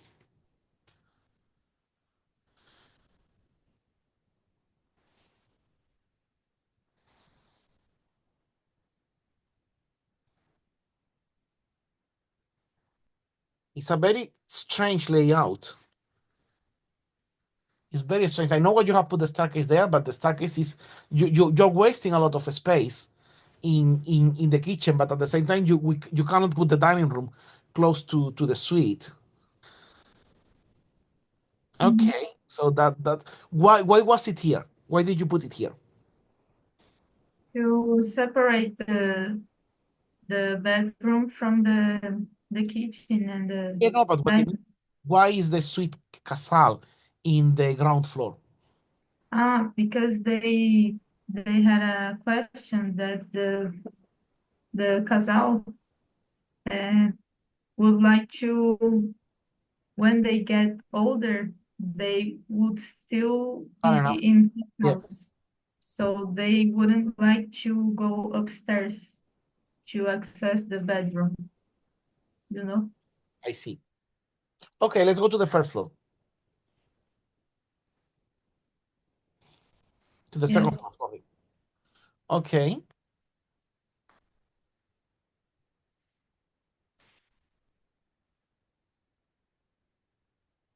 Okay, so I mean, if we swap the staircase, the suite Lucio could be either side. Okay, fine. Let's go back to the ground floor. To this? Yes. Zoom out a little bit or move a little bit to the left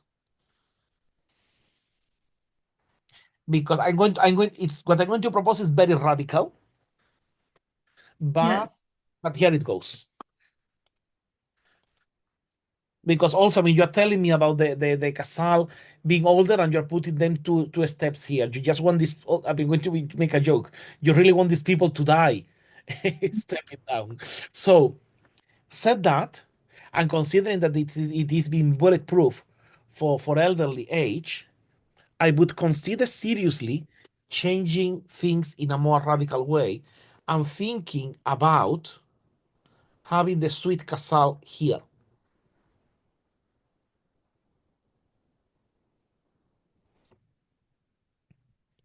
That the suite casal there.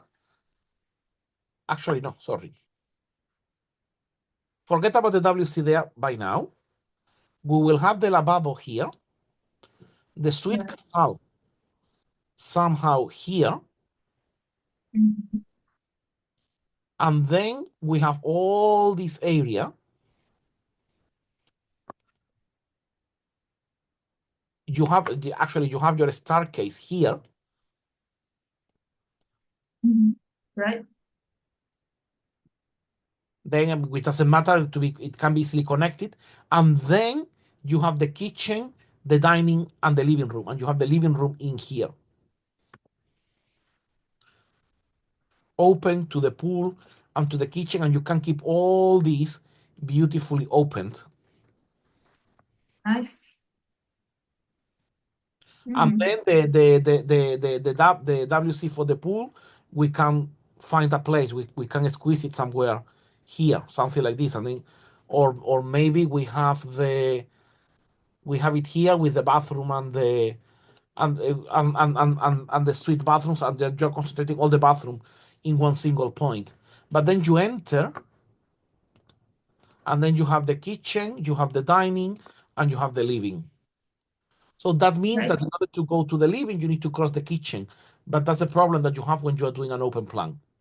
If you don't want that, we can inverse the order and we can have the living area can be all this, then the dining, and then the kitchen at the end.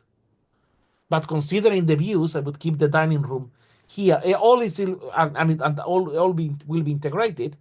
I would enter, would go for the kitchen, then the dining, and then the living. Mhm. Because that way you are reducing the amount you are reducing the amount of circulation. You are keeping a vestibule, which is okay. Mhm. Then you enter here, you enter to the lavabo, you enter to the suite here, opposed to the staircase. You are still keeping all this area as an enclosed hall, and then you cross and you enter into this area. Mhm. And then maybe you can have another door so that if you have a party, people can go straight away to the pool, and then you have all this open area.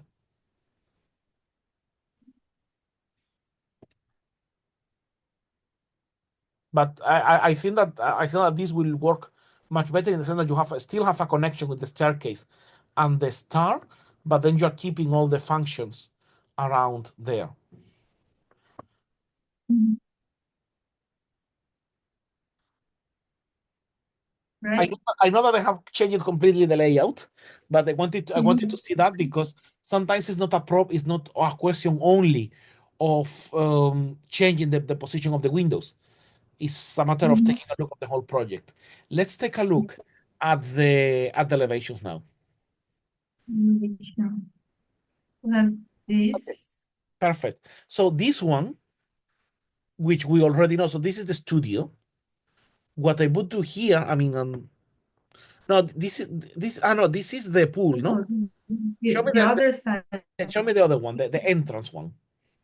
Yes, it has two axes, I right? see. It has the east and the west one. Let's start with No, this. this right. Mhm. This one. Yes. Yes, the studio, the Okay. garage. Okay. Right. So what I would say first is that we said that these two windows can be perfectly reduced to one glaze opening, and then you keep three columns. Mhm. And obviously, these pillars will need a little bit of detail. You will need to make them sit on a stone base, and then ensure that they have a minimum capital. And then on top of that, you need to ensure that they sit on a beam or on something, and then you have your roof. So you're missing here another beam to support this. And all this will need a little bit of little rafters, little mini beams to support this, even if it is just virtually. And the way this will look is you will have your roof, and then this will be your wall, and then you will have some pieces of timber that will do this. Very simple, but very effective. And then you have to show that they are like supporting all that. This door is too wide. I know you have put it pivotanti, blah blah blah, but try to have a double door. These Right. modern these modern doors are too big, too massive, and if you can't change that because you might have put this one for wheelchair user, try always to have the doors with vertical panels. So something. Let's go. Let's go back.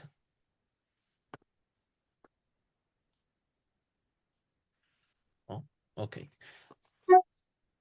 Then the garage door, you need to ensure it's a bit more center, but I know it might not be possible.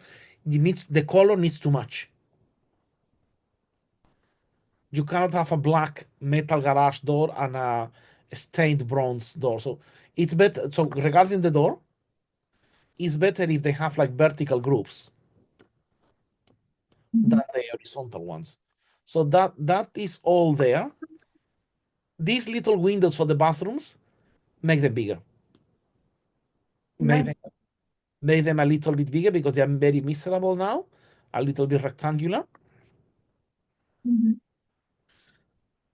This is like a marquee that it looks something like this. No, it's like a projection. So you have your door. Yes. Okay, fine. Again, this one should have like the little mini beams and things like that so that it looks nicer and make them project a little bit more. And if necessary, move this door much more to the left so that internally you have a space like this. Why? Because at some point you are going to have to put a pelmet and a curtain bar and you need the space. And if you don't have the space to do that, it's going to look horrible.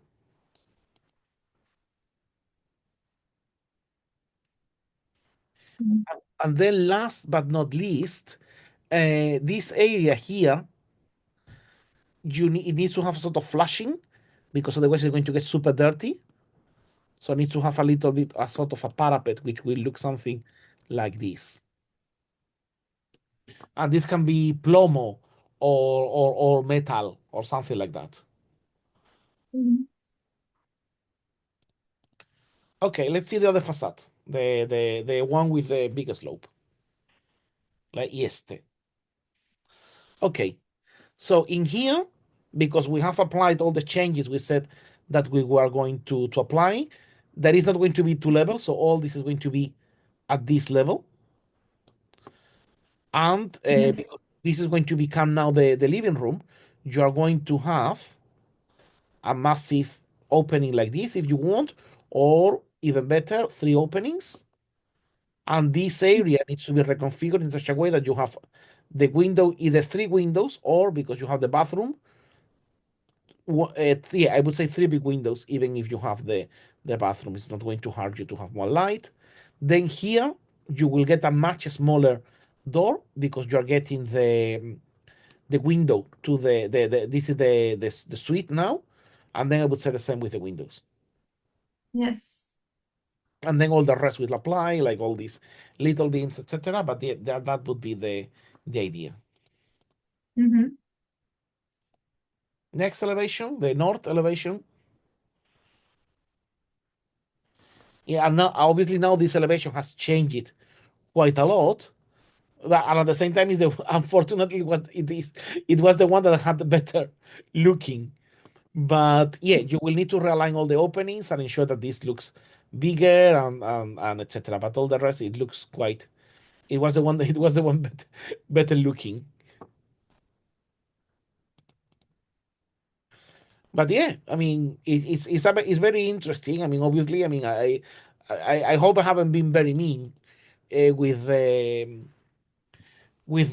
critique, but it had a little bit to to to to to to have a thought on. Yes. Any question that you may have? No, this was the perspective, right? Ah, And this, do you have any reference of any capital made in wood? So any I can, sorry, what do you mean? What did you say? uh, you said to use the base, right? In these pillars, Yes, and then a capital. yes. I what I would say is like the capital can be as simple as you have this. This is your. Oh, zoom a little bit more, more. No, more.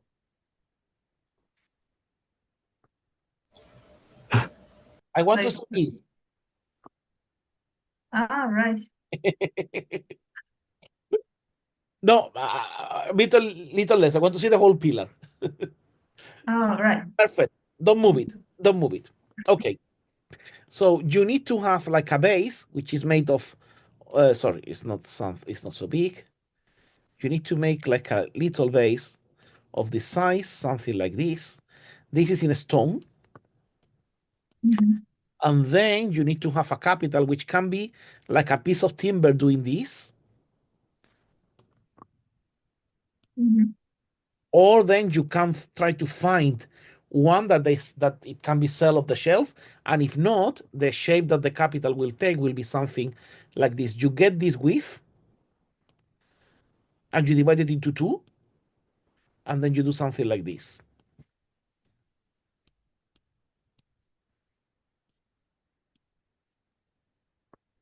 Nice. That should be it. And if you want to do it properly, you go to Vignola and draw the Tuscan order from Vignola.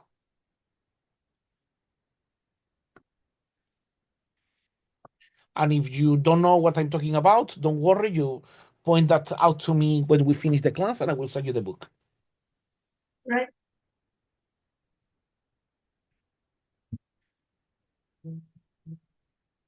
So, any more questions?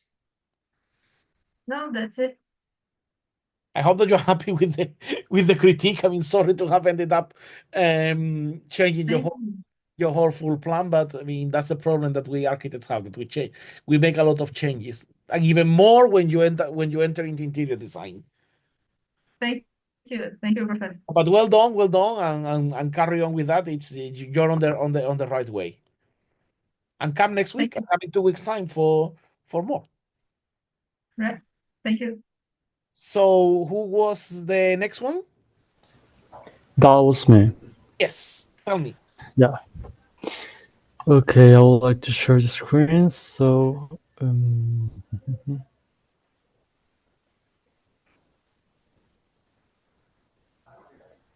Is that a background, or are you in the office? no, I'm at the office, at the workplace. Yeah. Welcome to the club. We love working on Saturdays. Yeah. That's a classic for an architect, working on a Saturday.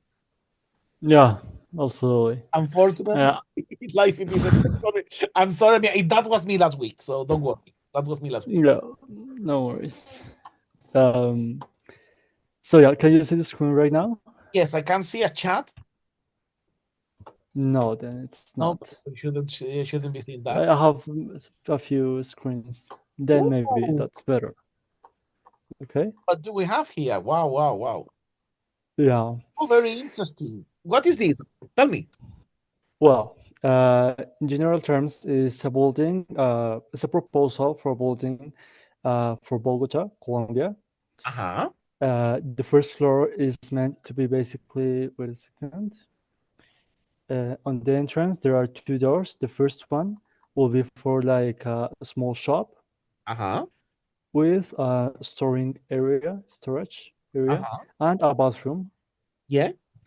Then on the first entrance, we'll have a small zone for bikes parking. Okay. Then the stairs for the next floors, Uh-huh. and here the entrance for the first apartment on the first floor.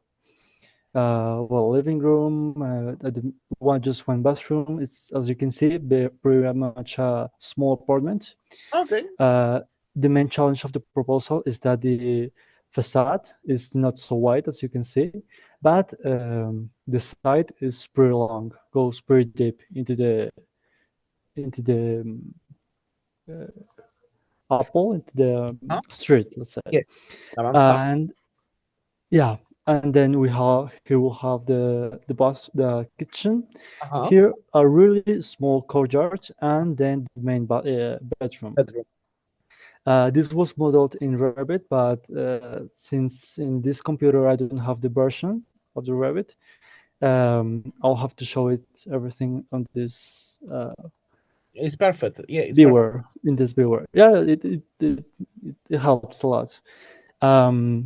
Then for the next floor, here this is like a small library or studio perfect. Uh-huh. on the main facade. Then the entrance, and here is basically the very same distribution for all the next floors. Here's the same. Here's the same. So And they're all one bedroom floors, aren't they? exactly, yeah. Okay. It's just one. Yeah. And then the final. Um, and here, well, basically this balcony, let's say. That's the lucky one. Yeah, exactly. Absolutely. Mm, and yeah, that will be the whole proposal in general terms. Okay. Um, I was as a guidance for the sizes of the windows.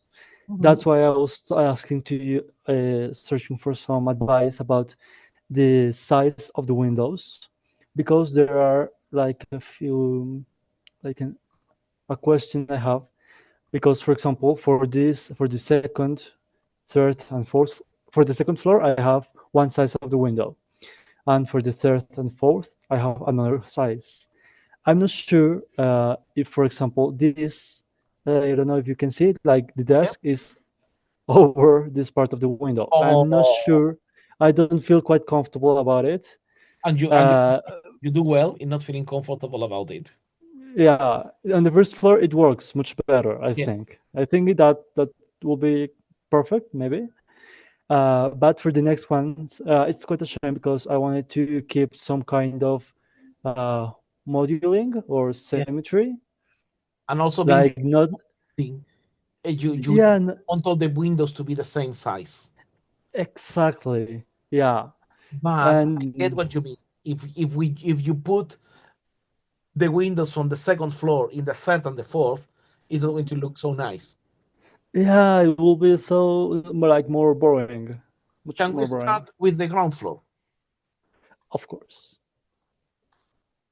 I mean, because I just wanted to ask you a couple of questions just to see if Yeah. we can maximize the space in the shop. So can you by any chance push the toilet even more under the staircase so that you get more space in the anteroom? Yes, I think so. I think you can put the loo can be just under the stairs, and then you have the yeah. Yeah, because that was actually kind of a wasted space, Yeah. this part. So what I am thinking, I mean, it's just minimal. I'm being like, and where is the where can I notes docs? Where do I have the? Oh, I have lost again the pencil. Always.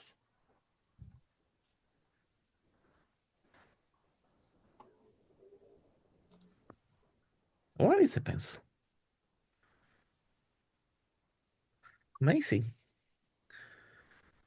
It has disappeared. So what I was going to say is try to push it inside the staircase. 60 feet. It might not fit, but it will give you a little bit more of a space for Yeah. that's the only comment. Okay.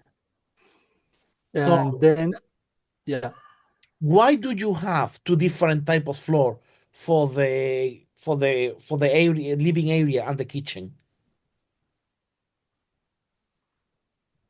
Do you mean here?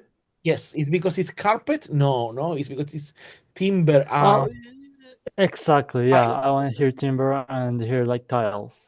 Okay, fine. Yeah, but I wasn't quite sure about it, to be honest.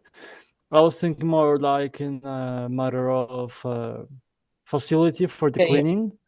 What I mean, the Yeah. thing like I don't know why the the pencil disappeared. I don't know what has happened. It happened to me the other day as well. Do you Suddenly, want me to stop sharing the screen and share again? Maybe it will appear. no. I think it's because the I don't know. I really don't know. Yeah, please stop sharing and let's share again. Yeah.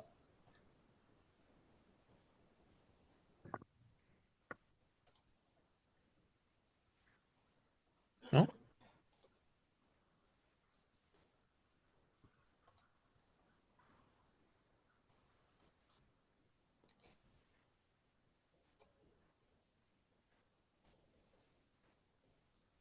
Okay.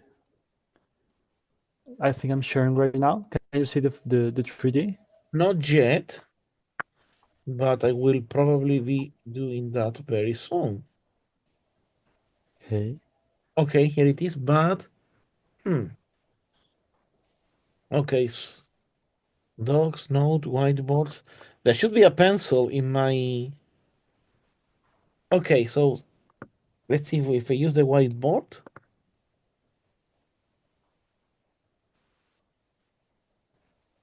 No, but see the whiteboard, sorry.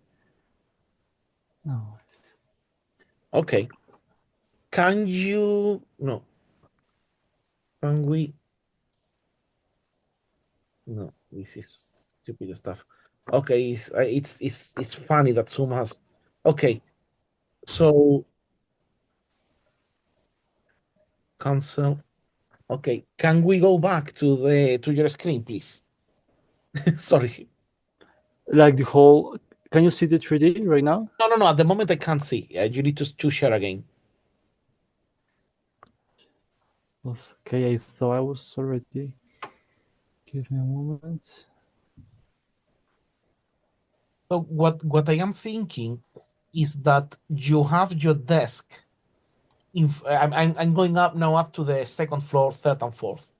So you Mm-hmm. have your desk close to the like in front of the window. What if we have the desk on the side, in the left hand, That could work.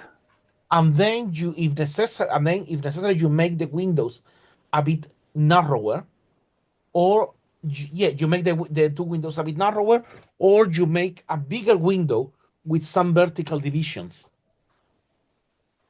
Then that way you put your desk on the side and you can keep the windows as low as you have them in the third and fourth floor. You can keep that on the second floor too. You follow me what I am saying? Not quite like just one whole big window, you mean? No. Yes.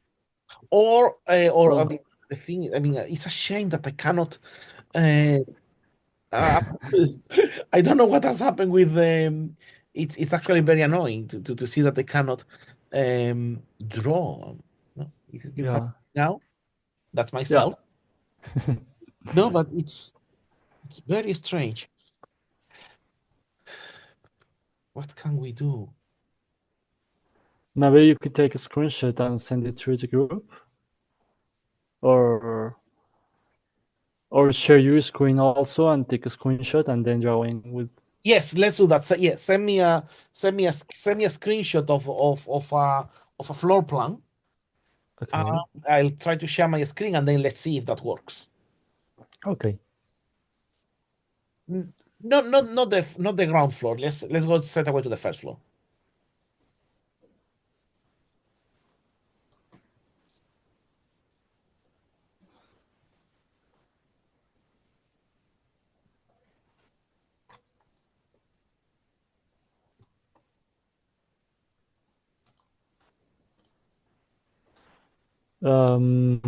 Off topic will be okay. Yeah, off topic will be okay. That's a very interesting thing that I'm seeing there in the aislar ocultar temporalmente. Okay. Oh yeah, that's actually about my workplace. Sorry. So let me share my screen. Let's see if this works now. And there the little bastard is back to work. Yeah, Technology. Anyway, yeah. so what I am saying is that we make the desk On that side. on the side as big as you want. You can have some shelving, additional shelving on top. And Yeah. what we do, I mean, let's.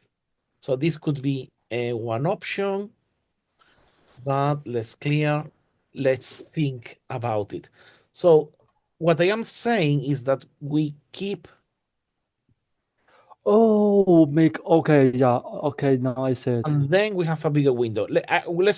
Let's talk about the window in a moment. Okay. But then what you do is that your desk can be something like this, for example, or what we can, or yeah, that's basically the idea. And then we thicken the walls a little bit. Maybe it's not so much that we need to thicken them, but then maybe it's the your windows are slightly narrower, which will make them more vertical, and that will be very interesting. Or Yeah. maybe, and that will mean that your window will be something like this,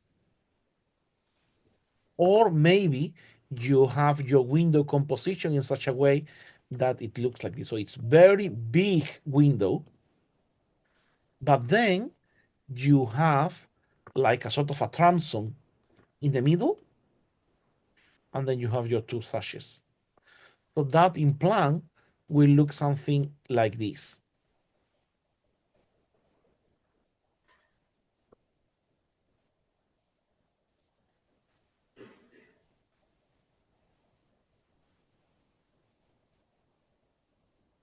You follow me?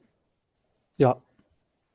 So it's either or. So this, and then obviously you need to ensure that here that on top of that you're going to put the lintel in such a way that it works very well like a lintel arch. So this will be the key. Or maybe you can do it in such a way here so big it will work if you do a segmented arch to replicate this, Yeah. and then the bricks here they are horizontal or vertical as you wish. So, and there are two options: either you put two narrower windows or a big window with within a block. I think that will help. And also thinking on the because I really hate when you have these two different materials. What Yeah. if you have all these tile? That this is more me being me. So sorry about that. So what if you No have all worries. this with That's why tile, we're and then you here. have timber, tile, and then timber on the? But that's more like me being a bit paranoid about that. Sorry. But I think that if you manage to fit the desk somehow here, I mean this might be too small. I'm trying Mm-hmm. to see, because if we get these, yeah, the desk have to be more or less this width. So the desk has to be, this is the maximum width depth that your Mm-hmm. desk will get. But then you can always do, yeah, it has to be like this. So then maybe, yeah, the windows are going to be a little bit small, but you can maybe we can also play a little bit with the asymmetry. Why? Because in your facade, you have one very narrow, another very narrow, and then the glazing. Mm-hmm. So maybe you could keep the window to the right aligned, and then you have something like this. So this being your whole elevation. Okay. See what I mean? Yeah. It's a matter of trying. Obviously, I mean this is a bit exaggerated. Maybe it Yeah. can happen in such a way that you manage to have a window in the center. It won't happen, but no, it won't happen. So you can try different possibilities. And then I know that you have the mansard on top, but Mm-hmm. depending on how deep your cornice and your elements is, you might see it or you might not see it. But the mansard, yeah, the mansard has to be centered.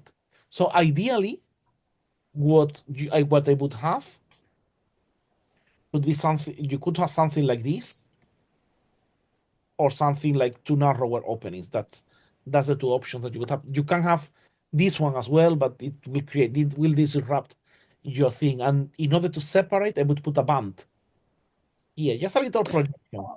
No, but actually I have. Maybe, yeah. And I also have a very quick, big question about it. Yeah. But then for later, of course. So that's what we say. And then maybe if you want, if what you can do is that we have the elevation.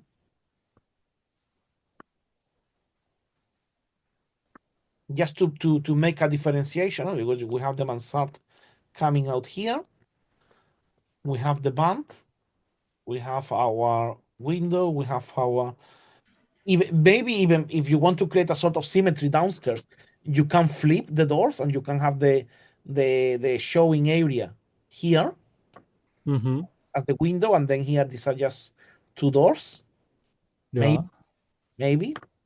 Then what you can do is that in the first floor level, well, what you call the second floor, you might have like a bigger balcony, and then above you have just windows. So that way, the opening here, instead of being shorter, is actually taller than the other two ones. Mm-hmm. So, and then it can be one or two. So, but what I mean is that when you do the section through here, and you have your wall, this goes to the floor. And then if you need to have a railing, you have a railing. Mm-hmm. And then that could work. That will give you more entity to the first floor, and obviously you can ask more money because it has a bigger window. Yeah. And then the other two ones have two windows. So this could be possible, or if not, I mean, it would be better if you split, but why not? You could propose still like a big balcony door there. I mean, I don't know if someone is going to buy into it, but why not? Mm-hmm. Also, is this door big enough? No, I'm working on that. Yeah, and also the one in the bathroom. I haven't checked them. Yeah, they are very small. Yeah, too much maybe. And then yeah, and then Yeah. obviously the bedrooms are too small to make any comment, and you need to maximize the light Yeah. because you don't have a space. So that one Mm-hmm. stays as it is. Yeah, and I have a question about the window on that Yeah. bathroom. I would like to share the screen again. Okay. A moment. Okay. Wait.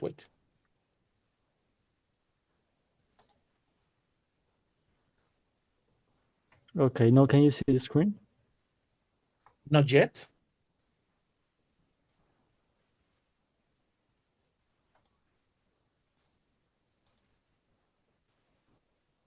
Maybe now. No. Let me just ensure that you can share the screen and multiple participants. Yeah, but it's not loading. Okay. I'll stop sharing and share again.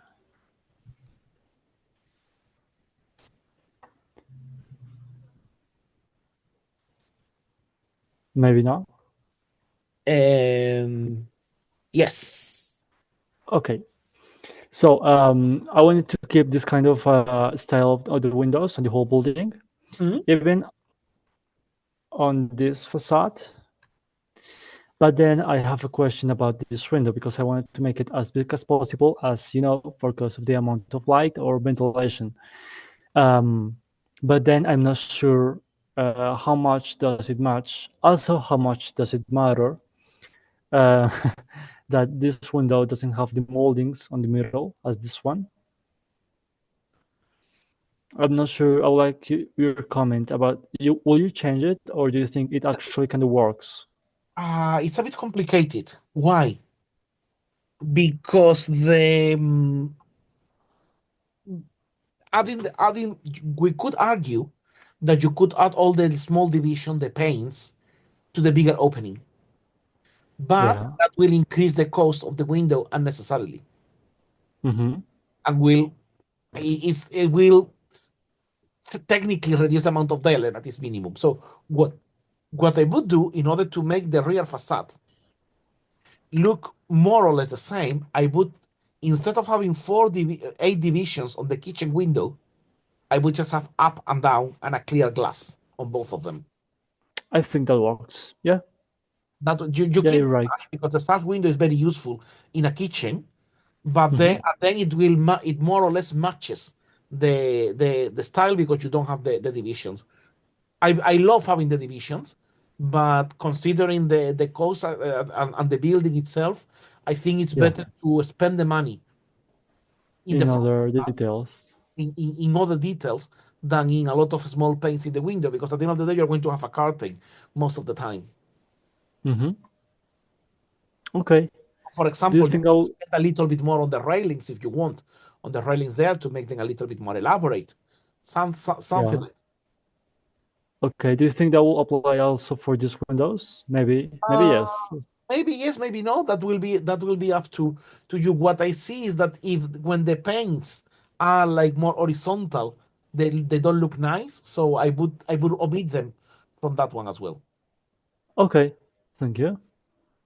And then one of the biggest questions is about um, the material to build these moldings and how much they are attached to the building.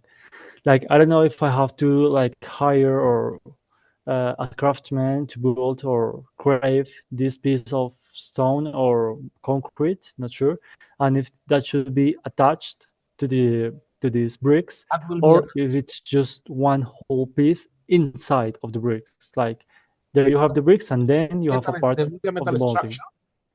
There will be some rods coming out, and then your structure will be fixed. Or depending on that, that will be up to the contractor and the stonemason. Maybe what they do, it will also depend if they're doing it with reconstituted stone or with natural stone.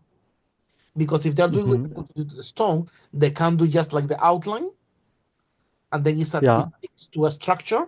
If it is in natural stone, it will be a block, and then it's attached. So there will be a rod coming out of the wall, and then you put your piece of stone like this.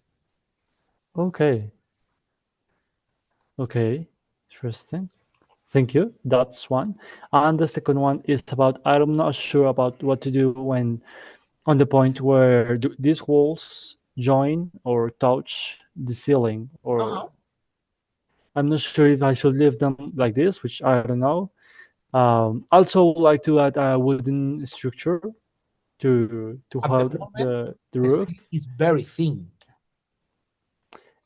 At this point, yes, but it's just like considering the finishes. I still have to add the rest of the The thing is that once you start adding all the elements, it might come to a point in which it might be better to flatten the ceiling, and even if you have like timber rafters, so that's yeah. something to consider. Now, if you don't do that, let's assume that we're going to have our slopes coming up and down. All the walls are taking up to the intersection, Okay. Okay. and what I would do is like let's see the plan of the The top floor plan of of this this level. floor.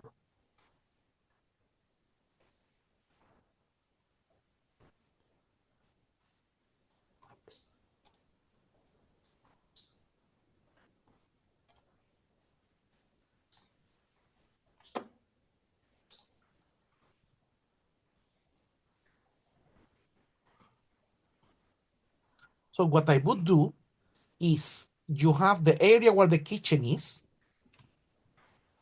Hmm. The area where the kitchen is, I would have your slope roof with your rafters. Hmm. The area where the bedroom is, I would keep all the roof with the rafters. But then the area where the desk and the living area are, I would keep it flat. Okay. And the reason is because in the bedroom and in the kitchen, you will see a very beautiful two slope ceiling. But Yeah. the living room and in the desk, you will see only one slope. So it will look so nice. Hmm. And now said that, I would question why don't you have the kitchen where the living is, the dining where the kitchen is, the living, Yeah.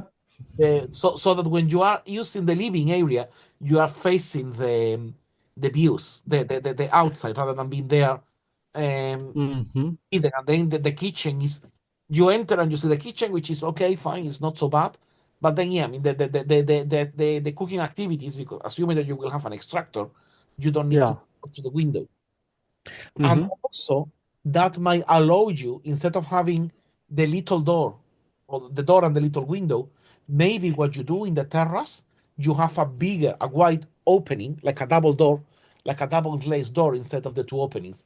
That way you keep all Yes. consistency, vertical consistency of the kitchen Hmm. windows, and then you get a nicer, bigger opening to the terrace. Hmm. So which and the opening can be like replicate the door. So it can be like you have like a double door with all your paints and will be very beautiful. Yeah. And then we were talking before Absolutely. about costs, etc. Then maybe you can spend, if you can reduce the cost in the windows in the courtyard, and then you spend a little bit more in the railings for the big staircase or the railings on the on the terrace to create Yeah. a nice pattern, not just the vertical bars. Yes, but I was having like a trouble in there because I have like two options in my mind, of Uh-huh. course. Which this first one is like more contemporary somehow. I don't know. But then the other option I can think of is like this really classy kind of railings that are really thick. No, you can go. I cannot think of a middle point. For some reason, I don't I can think of. You can go in between. I would check. I'm going to put it in the chat. Books about ferronnerie and archive.org, which is like metalwork in French. So you will find a lot of resources and a company, Okay, Julius Bloom, which is very good at with has a lot of metal details already ready made for you. okay. It doesn't have to Thank you. very complicated, but you just add a little bit of ornament. Yeah. But other than that, no, it's very interesting. I quite like it. I like I think yeah, it's very interesting. I think that the mansard look a bit deceiving because it makes you all of a sudden think it's French, but it's very interesting. Really. I mean, I'm very fascinated because I didn't know much about the architecture in Bogota, but with you and with Francisco, I'm seeing a lot, Mhm. and it's very interesting because very all of a sudden it's like English. There is a lot of Yeah. Englishness in the architecture of Bogota, so it's like I would love to know more about in that sense, no? Because it's something that I don't expect. No, I mean, Yeah. I was having more the image of Bogota, more like if it was like Cartagena de Indias, or Hmm. or even Mexico City, which has a more More proper colonial, Spanish um, colonial, yeah, colonial. Spanish Maybe. colonial, and then yeah, Yeah. all of a sudden seeing all that Englishness there, and you're like, oh, okay, something very interesting happening in Bogota, and we Yeah. know that the story. So it's a bit like you see that in Brazil as well, in Sao Paulo, all this French architecture, which you had a lot Hmm. in America as well. A lot of French architects that didn't have work in France, so they tried luck in America, and they came with the Grandier, blah blah blah, La France, La République, l'Empire, and they were Yeah. lucky. But then all of a sudden finding such purely English because it's very English. It's not that you are saying America, no, it's English. So I wonder Yeah. why, which English people decided to go to Bogota. And I'm not historian or pre-thought, or yeah, no, no, I'm but not maybe the best person to tell you about. But the short story will be that over the 20s, 1920s, we had a president that grew up, was born here in Colombia, of course, but then his parents took him to London to oh, study. Then here in Bogota, we have a lot of mountains, and these mountains have a lot of clay and sand inside. Okay, so it's like a good profit for the companies to make bricks, okay, yeah, and Francisco they're was saying that the other week. okay. And then at the same time, there are these few companies, companies, in this time starting to grow. There was a shortage on the living, and Bogota required more housing. Has had some housing problems, and these two factors, besides the half English president, he did like this competition for these companies to grow and to generate more housing. And he said like, well, bricks for the English houses, and I love the English, so let's make this proposal for English architecture, and many neighborhoods grew up on that time. Okay, That's really, And really interesting. That's really, really interesting. yeah, and here in Bogota, we really love that kind of neighborhoods. We like a lot. Oh, So yeah, that's the short story. So yeah, I wanted to show you that thank you. Thank you for sharing so that. far. Thank you Perfect. for your insights.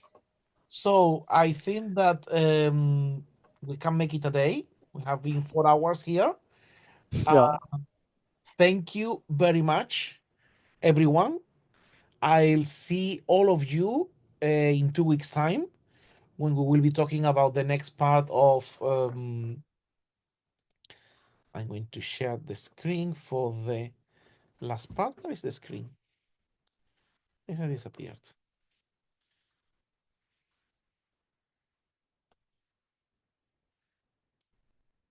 I wanted to share anyway. I will see all of you in 2 weeks' time for our next class where we will be talking about elevations as well.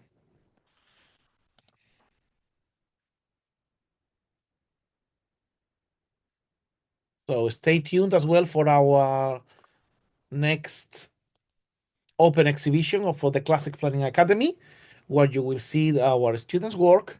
And I'll see you on the 15th of April, not the 15th of March, where we will see the elevations too. And I hope to see all your buildings and all your updates on your elevations. If not, we will have a very nice talk with everyone. Yeah, I'll see all of you in 2 weeks' time. You have my email. You will have the group. If you have any question, I will be more than happy to answer them privately. If you want to collaborate in a project, we are very happy to collaborate in projects. If you want to come to the academy, you will be more than welcome to come to our academy.